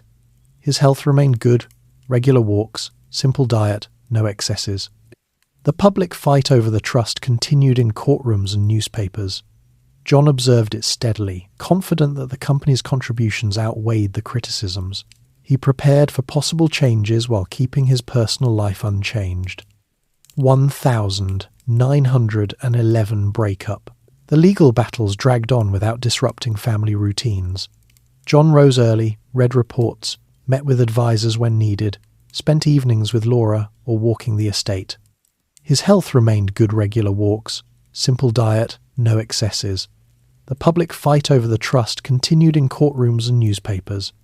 John observed it steadily, confident that the company's contributions outweighed the criticisms. He prepared for possible changes while keeping his personal life unchanged. The final chapter of the legal struggle arrived on the 15th of May, 1911. The United States Supreme Court issued its unanimous decision in the case of Standard Oil Company of New Jersey, et al. v. United States. Chief Justice Edward Douglas White wrote the opinion. The court ruled that the trust structure violated the Sherman Antitrust Act. It ordered the holding company to dissolve within 6 months. The 34 separate corporations that had operated under the trust would now function as independent entities. Each would own its own refineries, pipelines, tank cars, and marketing networks. Shares in the parent company would be distributed proportionally to stockholders. The breakup did not destroy the business. It simply removed the central control that had bound everything together for nearly 30 years. John learned of the ruling through a telephone call at Pocantico Hills. He was in his study reviewing the morning mail when the line rang. Archbold in New York delivered the news in a calm voice. John listened without interruption, then thanked him and hung up. He sat quietly for several minutes, looking out across the rolling lawns.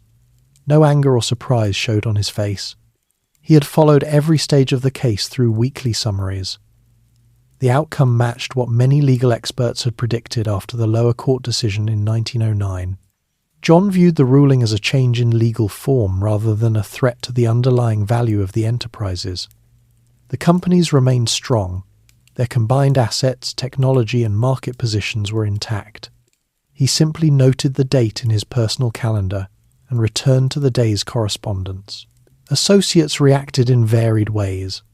Archbold, who had managed daily operations for years, expressed quiet disappointment at the forced separation, but quickly turned to practical steps. He and other executives began drafting reorganization plans. Lawyers in New York and Cleveland worked through the details of stock distribution and new corporate charters. Some younger managers worried about lost efficiencies and possible price wars among the new entities. John reassured them through meetings and letters. He pointed out that each successor company inherited proven systems, experienced personnel, and established customer relationships. Competition among them, if it arose, would be fair and limited by the same cost disciplines they had always practiced. The 6-month period for dissolution passed methodically. On the 15th of November 1911, the certificates for the 34 companies were issued to stockholders. Standard Oil of New Jersey became the largest, controlling East Coast refining and export trade. Standard Oil of Indiana took the Midwest operations. Standard Oil of California handled the Pacific Coast. Smaller entities emerged for specific pipelines, tank cars, and regional marketing. The familiar blue barrels continued rolling out of plants, now under new corporate names. Workers received new pay envelopes but reported to the same foremen and followed the same shift schedules.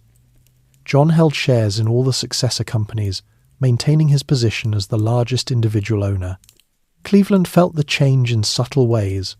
The riverfront plants operated under their new corporate identities, yet the daily rhythm stayed the same. Whistles still signaled shift starts. Trains arrived with crude on the same tracks. Local newspapers reported the breakup factually, noting that payrolls and tax payments would continue without interruption. Merchants who supplied barrels and equipment noticed no immediate difference in orders. Families of refinery workers saw steady wages through the winter months. John spent much of 1911 at Pocantico or in Florida. He walked the estate paths each morning, checking on tree plantings and road improvements. Laura accompanied him on shorter outings, discussing the children's activities. John Jr., now in his late 30s, handled increasing family business matters. He travelled between New York and the various successor companies, learning their separate operations. The daughters visited often with their own families. Evenings at the estate brought the same Bible readings and quiet conversations. John mentioned the court decision only once or twice, describing it as a legal adjustment that would not alter the fundamental strengths of the oil business. Public reaction varied across the country. Some newspapers celebrated the ruling as a victory for small business and consumers. Others noted that the successor companies remained large and efficient, likely to dominate their regions. Cartoonists drew images of the octopus losing its arms. Reform politicians claimed credit for curbing monopoly power. John read these accounts during his train rides or at the breakfast table. He made no public statements. Instead, he continued his regular pattern of reviewing dividend statements from the new companies and approving further philanthropic grants. The breakup coincided with broader changes in the industry. Automobile use was rising rapidly. Gasoline, once a waste product of kerosene refining, became the focus of new demand. The successor companies invested heavily in research and distribution networks for motor fuel. John watched these developments with interest. He saw the shift as natural progress rather than disruption. Pipelines expanded, new refineries specialized in different fractions, and marketing adapted to filling stations springing up along roads. The separate corporations competed where markets overlapped, yet cooperation on technical standards continued through industry associations. Family routines absorbed the transition smoothly. Laura maintained the same household standards in New York, Cleveland, and Florida. Meals remained plain oatmeal, fresh vegetables, simple meats. The children and grandchildren kept ledgers for their allowances. Church attendance stayed central. In Ormond Beach, during the winter of 1911 to 1912, John played golf daily on the modest course, recording his scores in the same small notebook. Laura walked the beach and read. They spoke little of business, preferring discussions of missionary work or the grandchildren's studies. By early 1912, the 34 companies had settled into their independent identities. Stock prices adjusted in the market. Some rose, as investors recognized the value in focused operations. John monitored the quotations without excitement. His personal wealth, spread across the new entities, remained substantial. He increased giving through the Rockefeller Foundation, which had received its charter in 1913, but whose planning began earlier. Funds supported public health campaigns and university endowments. These efforts received favourable coverage, providing a quiet counterpoint to lingering antitrust commentary. The end of the monopoly era brought no dramatic change to John's daily life. He continued rising at the same hour, walking the same paths, eating the same meals. Associates noted his calm acceptance of the ruling. They saw it as consistent with the discipline he had practiced since boyhood. The companies themselves thrived separately, proving the underlying systems were sound. Rail shipments continued, kerosene and gasoline reached homes and automobiles, and employment levels held steady. The legal chapter closed, but the industrial story moved forward under new corporate names. John viewed the dissolution as confirmation that careful management endured beyond any single structure. The 34 companies carried forward the habits of precision and efficiency he had instilled decades earlier. He turned more attention to philanthropy and family, confident that the business foundation he had built would serve the country well in its new form. Philanthropy turn. The breakup coincided with broader changes in the industry. Automobile use was rising rapidly. Gasoline, once a waste product of kerosene refining, became the focus of new demand. The successor companies invested heavily in research and distribution networks for motor fuel. John watched these developments with interest. He saw the shift as natural progress rather than disruption. Pipelines expanded, new refineries specialized in different fractions, and marketing adapted to filling stations springing up along roads. The separate corporations competed where markets overlapped, yet cooperation on technical standards continued through industry associations. Family routines absorbed the transition smoothly. Laura maintained the same household standards in New York, Cleveland, and Florida. Meals remained plain oatmeal, fresh vegetables, simple meats. The children and grandchildren kept ledgers for their allowances. Church attendance stayed central. In Ormond Beach, during the winter of 1911 to 1912, John played golf daily on the modest course, recording his scores in the same small notebook. Laura walked the beach and read. They spoke little of business, preferring discussions of missionary work or the grandchildren's studies. By early 1912, the 34 companies had settled into their independent identities. Stock prices adjusted in the market. Some rose as investors recognized the value in focused operations. John monitored the quotations without excitement. His personal wealth, spread across the new entities, remained substantial. He increased giving through structured channels that had been developing for years. The turn towards systematic philanthropy had begun well before the breakup. In the 1890s, John started directing large sums to Baptist missions and educational institutions. He funded the establishment of Spelman College in Atlanta, named for Laura's family, to provide higher education for black women. The college received steady support for buildings, faculty salaries, and scholarships.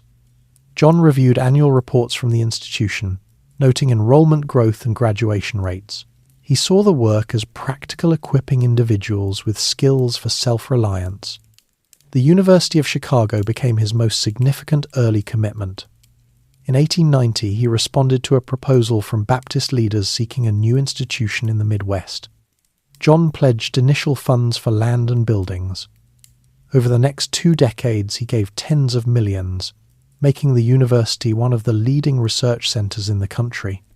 He insisted on strong academic standards and administrative efficiency. Trustees reported directly to him on budgets and progress. He visited the campus several times, walking the quadrangles and speaking with professors about their work in science and history. The university's growth from a few buildings to a full campus with libraries and laboratories pleased him as evidence of careful stewardship. By the late 1890s, John began planning more organized giving. He consulted with advisors on creating permanent mechanisms. In 1901, he established the Rockefeller Institute for Medical Research in New York City. The institute focused on laboratory studies of disease causes and treatments. Early work centered on pathology and bacteriology. John provided land on the East River and initial endowments. He followed the Institute's progress through detailed reports, noting discoveries in yellow fever and other infections. The work aligned with his belief in scientific methods applied to human problems. The General Education Board formed in 1902 with a broad charter to improve schooling across the United States, especially in the rural South. John supplied the bulk of the initial funds. The board sent agents to assess school conditions, dilapidated buildings, short terms, poorly trained teachers, grant-supported teacher training, new textbooks, and longer school years. John reviewed summaries of these efforts, favouring projects that measured results through attendance figures and student performance. The board's work reached thousands of one-room schools, gradually raising standards in underserved areas. These early philanthropic efforts followed clear principles. John preferred institutions with strong leadership and measurable outcomes. He avoided scattershot giving. Funds went to organisations that could sustain themselves over time. He kept personal involvement limited to board memberships and occasional site visits. Laura shared his outlook. She focused on women's education and missionary work, contributing through church networks. After the 1911 breakup, John accelerated the shift. Dividends from the successor companies arrived regularly, providing steady resources. He worked with advisors to consolidate giving under fewer umbrellas. The University of Chicago received additional grants for medical and scientific departments. The Rockefeller Institute expanded its laboratories and staff. The General Education Board increased its scope, funding county school superintendents and agricultural education programs. In 1913, the Rockefeller Foundation received its charter from the New York legislature. John transferred substantial assets to the new entity. The foundation aimed at promoting the well-being of mankind worldwide. Early programs targeted public health, medical education, and social science research. John served as a trustee, but delegated daily decisions to a small professional staff. He reviewed annual plans, approving major initiatives while keeping his role strategic. Daily life during these years reflected the gradual transition. John spent mornings at Pocantico reading foundation reports alongside business statements. He walked the estate paths, often alone, thinking through grant proposals. Laura joined him for shorter walks, discussing family news. Meals stayed simple: boiled chicken, rice, garden vegetables. Evenings brought family gatherings when children and grandchildren visited. John asked about their work and studies, encouraging careful planning. Winters in Florida continued. The Ormond Beach cottage overlooked the ocean. John played golf most days, walking the course with a caddy. Scores improved slightly with practice. Laura read on the veranda or visited local churches. The mild climate suited his health. He avoided the larger resort hotels, preferring the quiet routine. By the mid-1910s, philanthropy occupied more of John's attention than business oversight. The successor companies ran efficiently under their own managements. John received quarterly summaries but rarely intervened. His wealth continued growing through dividends and careful investments. Giving increased accordingly. The Rockefeller Foundation launched international health campaigns, hookworm eradication in the American South, malaria control in several countries. John followed these projects through field reports, noting infection rates and treatment numbers. Family members became involved. John Jr. joined foundation boards, learning the mechanics of large-scale giving. He travelled to inspect projects, bringing back detailed observations. The daughters supported related causes through their own efforts. Laura continued her church work, focusing on women's missions. The household remained orderly servants managed under strict guidelines. No waste tolerated. The philanthropy turn marked a deliberate redirection. John saw it as the logical next phase. Business success had provided the means. Now the responsibility lay in using those resources for broader benefit. He applied the same habits of precision and accountability that had built Standard Oil. Grants required clear proposals, regular reporting, and evidence of results. The approach, produced lasting institutions and measurable improvements in education and health. Medical and education boards. John welcomed the change quietly, continuing his steady pace. The Rockefeller Institute for Medical Research, established in 1901, became one of the central focuses of his giving during the 1910s.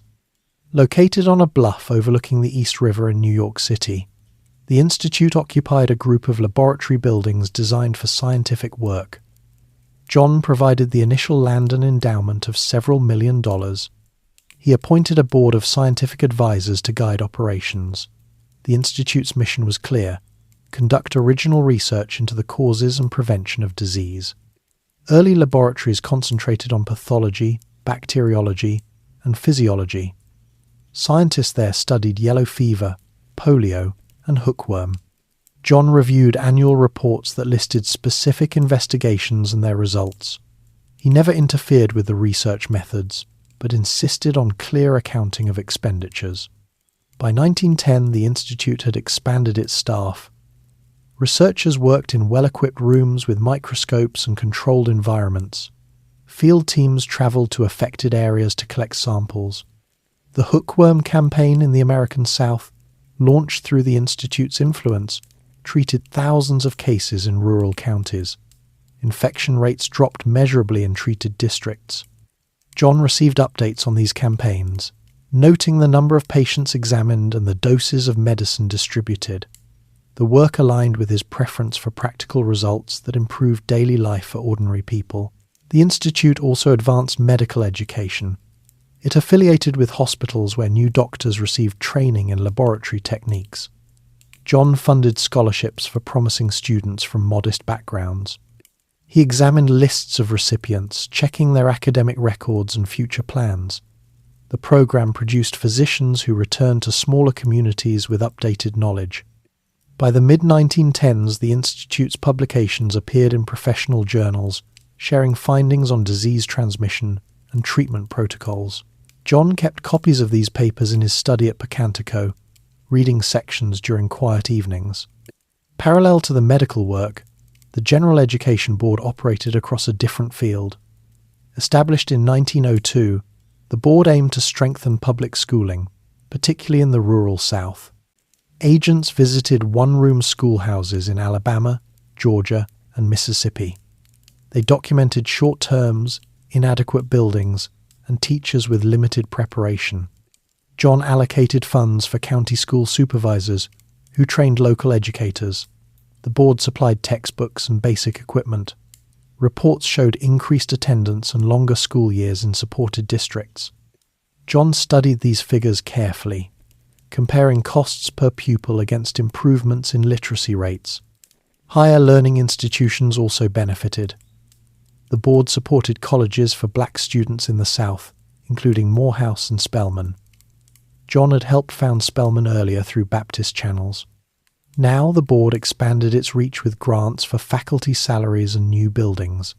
Students at these colleges studied teaching methods and agriculture. Graduates returned to rural areas as instructors. John visited a few campuses during southern trips, walking the grounds and speaking briefly with administrators. He noted the neat classrooms and the serious demeanor of the young people. Daily life for John during these years followed its familiar pattern. He rose at 6, ate a plain breakfast of oatmeal and fruit, then reviewed reports from both the Institute and the Education Board. Mornings often included meetings with foundation staff in New York. He listened to presentations on field results, asking precise questions about numbers and timelines. Afternoons brought walks at Pocantico or, in winter, along the Ormond Beach shore. Laura accompanied him on many outings, sharing observations about family matters. The children visited regularly. John Jr. joined board meetings, learning the process of evaluating proposals. The daughters supported related causes through church groups. Cleveland operations remained part of the routine. John still travelled there several times each year to check on successor companies and local giving. The refineries along the Cuyahoga continued under their new names, but his attention had shifted. He met with church leaders to discuss education projects in Ohio. The Erie Street Baptist Church received modest support for its community programs. Laura managed the Euclid Avenue house during these visits, keeping the same orderly schedule. Meals featured simple fare, pot roast, potatoes, bread. Evenings ended with scripture reading. The Education Board expanded its work in the 1910s. It funded teacher training institutes where rural instructors learned modern methods. Summer sessions attracted hundreds of participants. The board also supported agricultural extension programs, teaching better farming techniques alongside school improvements. John approved these initiatives after reviewing cost breakdowns. He favored projects that combined education with economic self-sufficiency. In the South, county agents demonstrated crop rotation and soil conservation. Farmers who participated reported higher yields. The board tracked these gains in annual summaries. Medical research at the institute progressed steadily. By 1915, teams had developed improved treatments for pellagra, a disease common in the South. Field studies identified dietary causes and distributed supplements. Infection rates declined in tested communities. John read the detailed case studies, noting the number of families helped. The institute also contributed to wartime efforts during World War I. Researchers worked on vaccines and wound treatments for soldiers.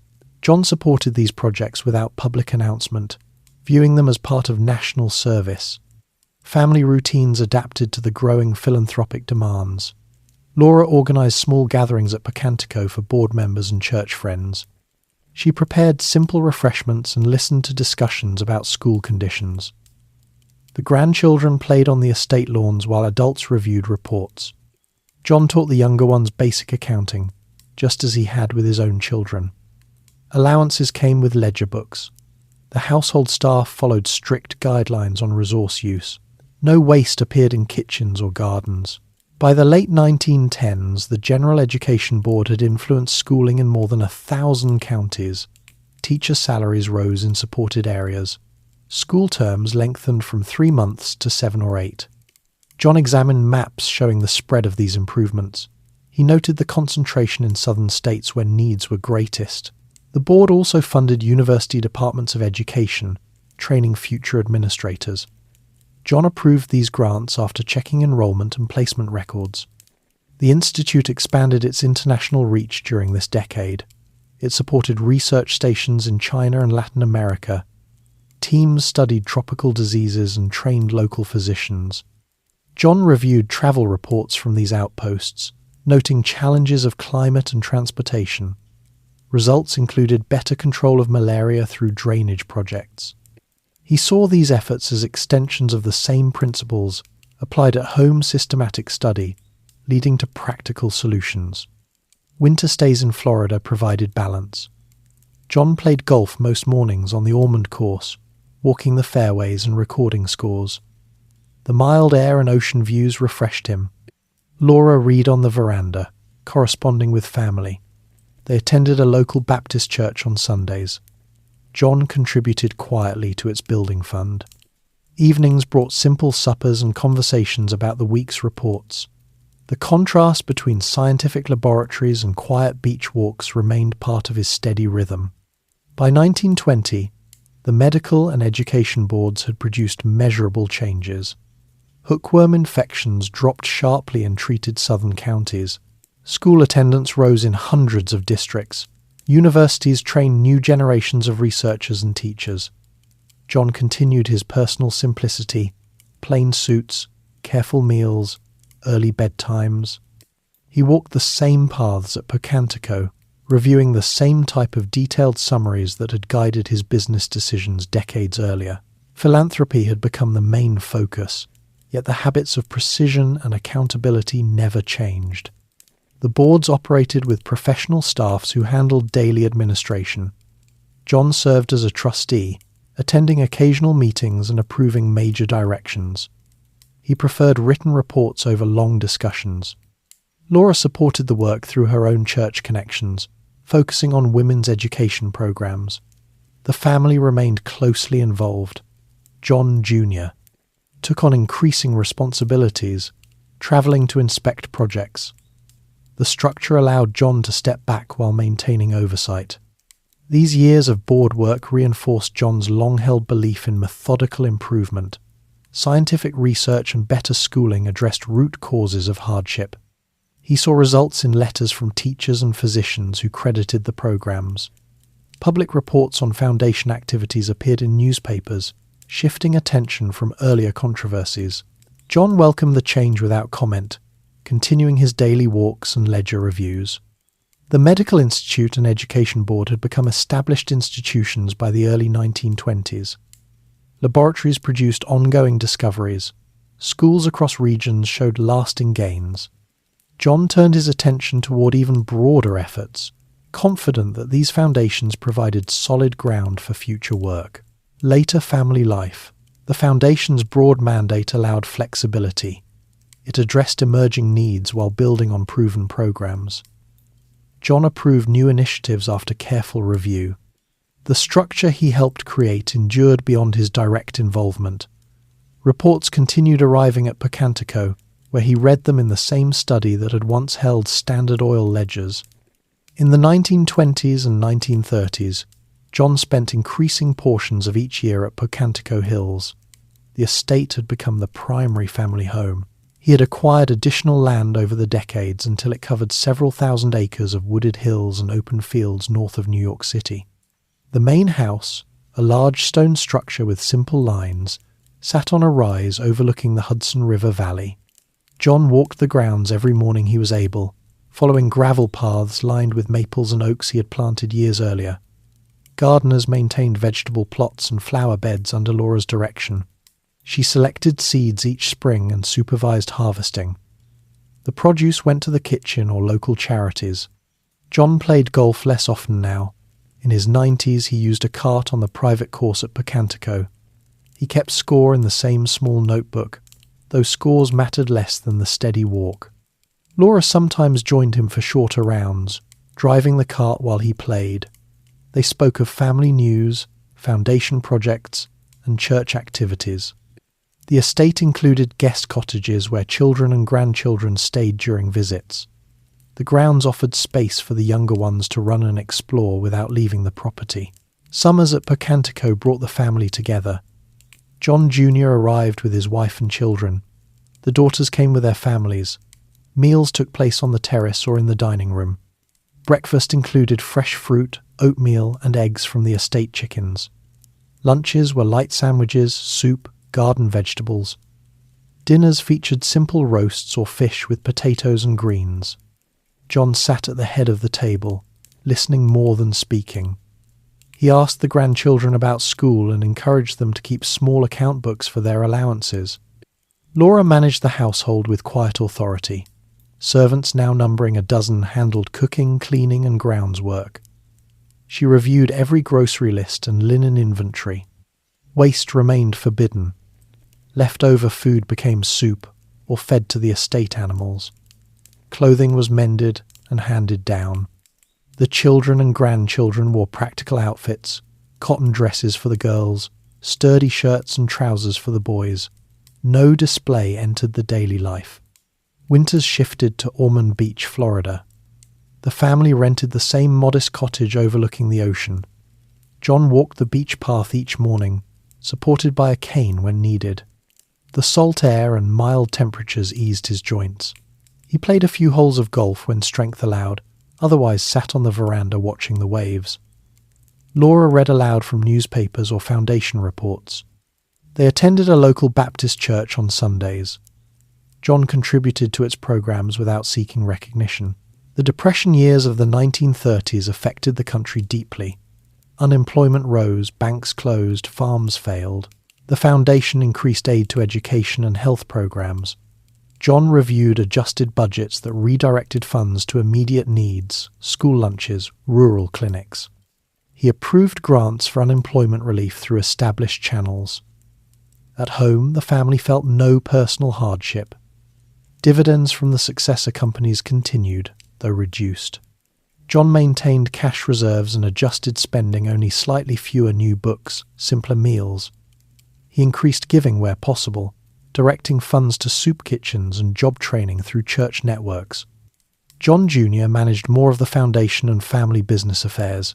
He travelled frequently, inspecting projects and meeting with trustees. His reports back to his father grew more detailed. John read them in his study, marking sections with a pencil. The older man offered concise advice in return. Focus on results, avoid waste, build for permanence.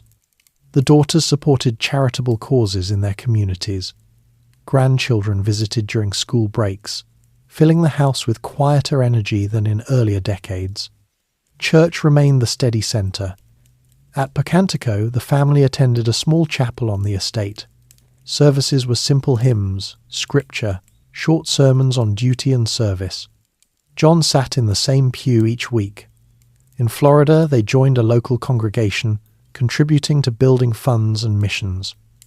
Prayer continued nightly at home. John read passages from the Bible in his measured voice. Laura sometimes led the reading when his eyes tired. Daily routines stayed fixed even as age advanced. John rose at the same hour, though he rested more during the day. Breakfast came early: oatmeal, fruit, tea. Mornings brought mail and reports. He dictated letters to a secretary. Afternoons included short walks or rest on the veranda.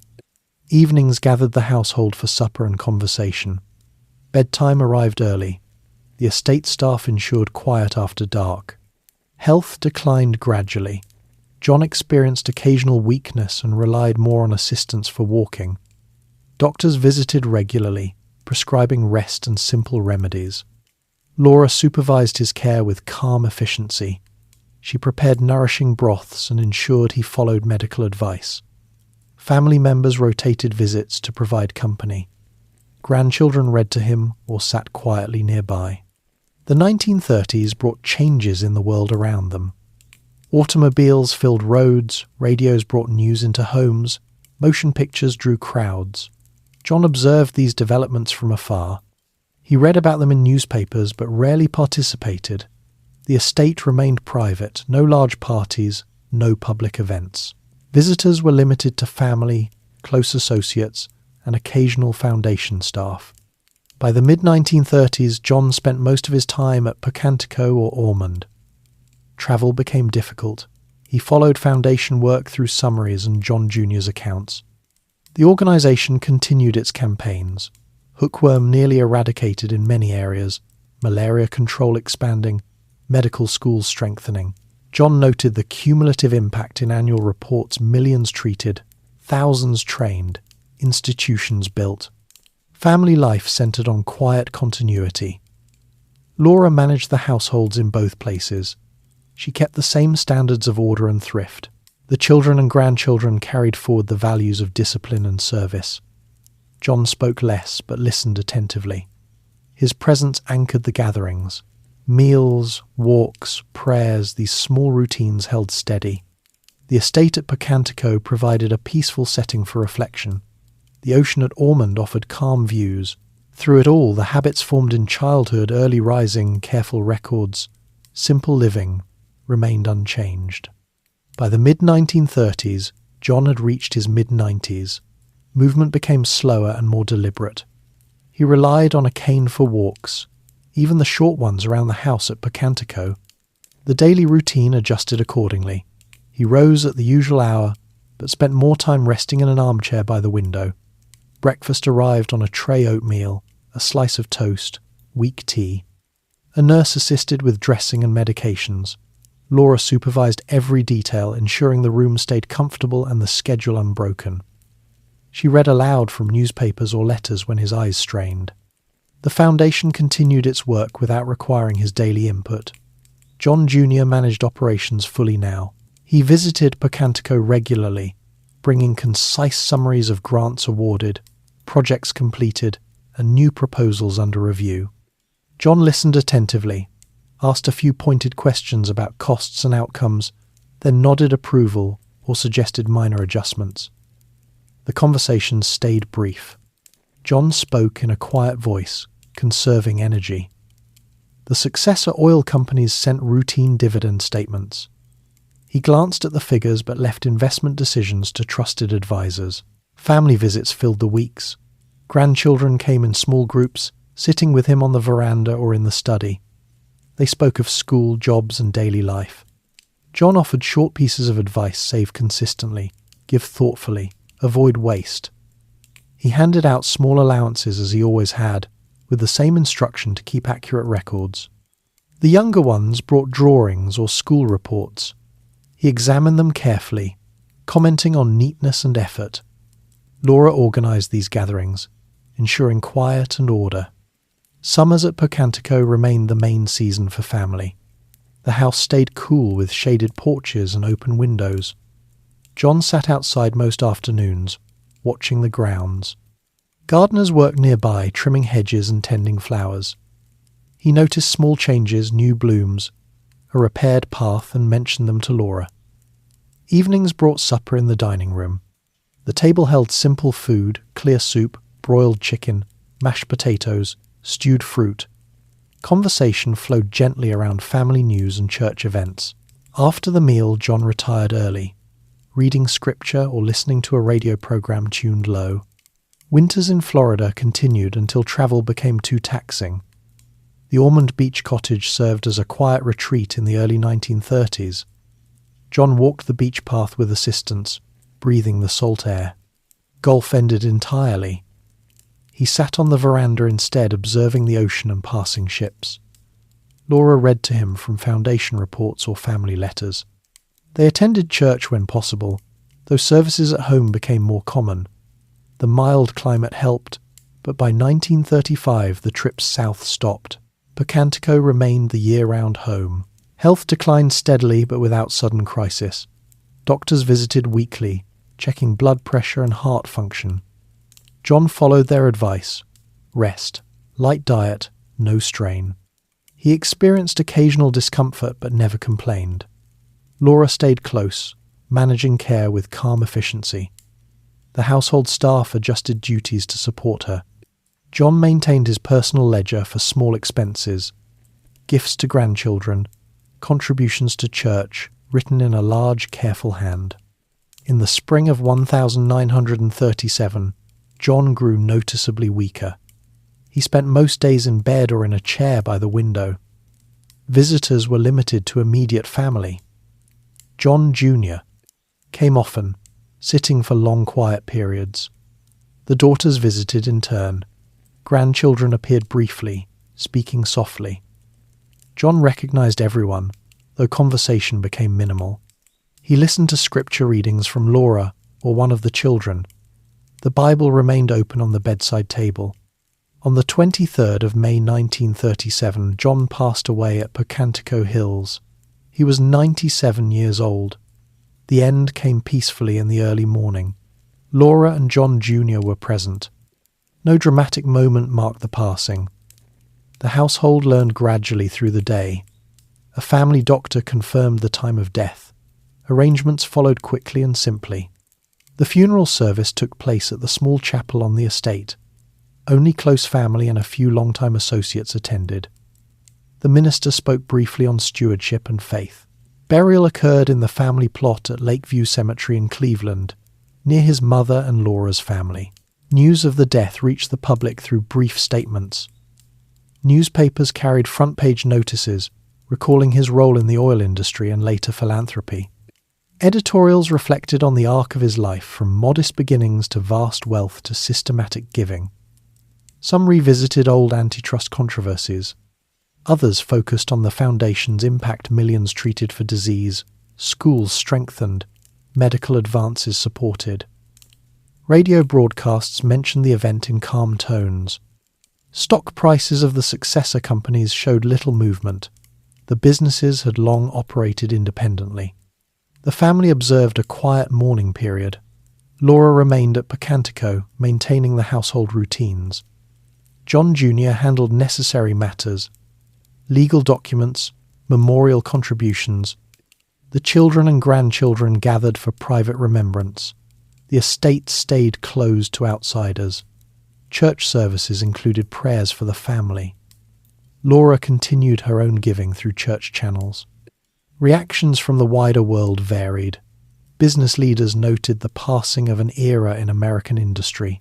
Foundation staff and beneficiaries reflected on the institutions he had helped build. Ordinary households remembered cheaper kerosene and brighter lamps from earlier decades. Medical researchers credited support for their work. School administrators in the South recalled improved conditions in rural districts. The Foundation issued a brief statement on continued commitment to its mission. Now the lights dim slowly in the rooms he knew. The paths outside lie quiet under starlight. A soft breeze moves through the trees he planted. The river flows on below, steady as ever. Rest well in the calm that follows a long journey.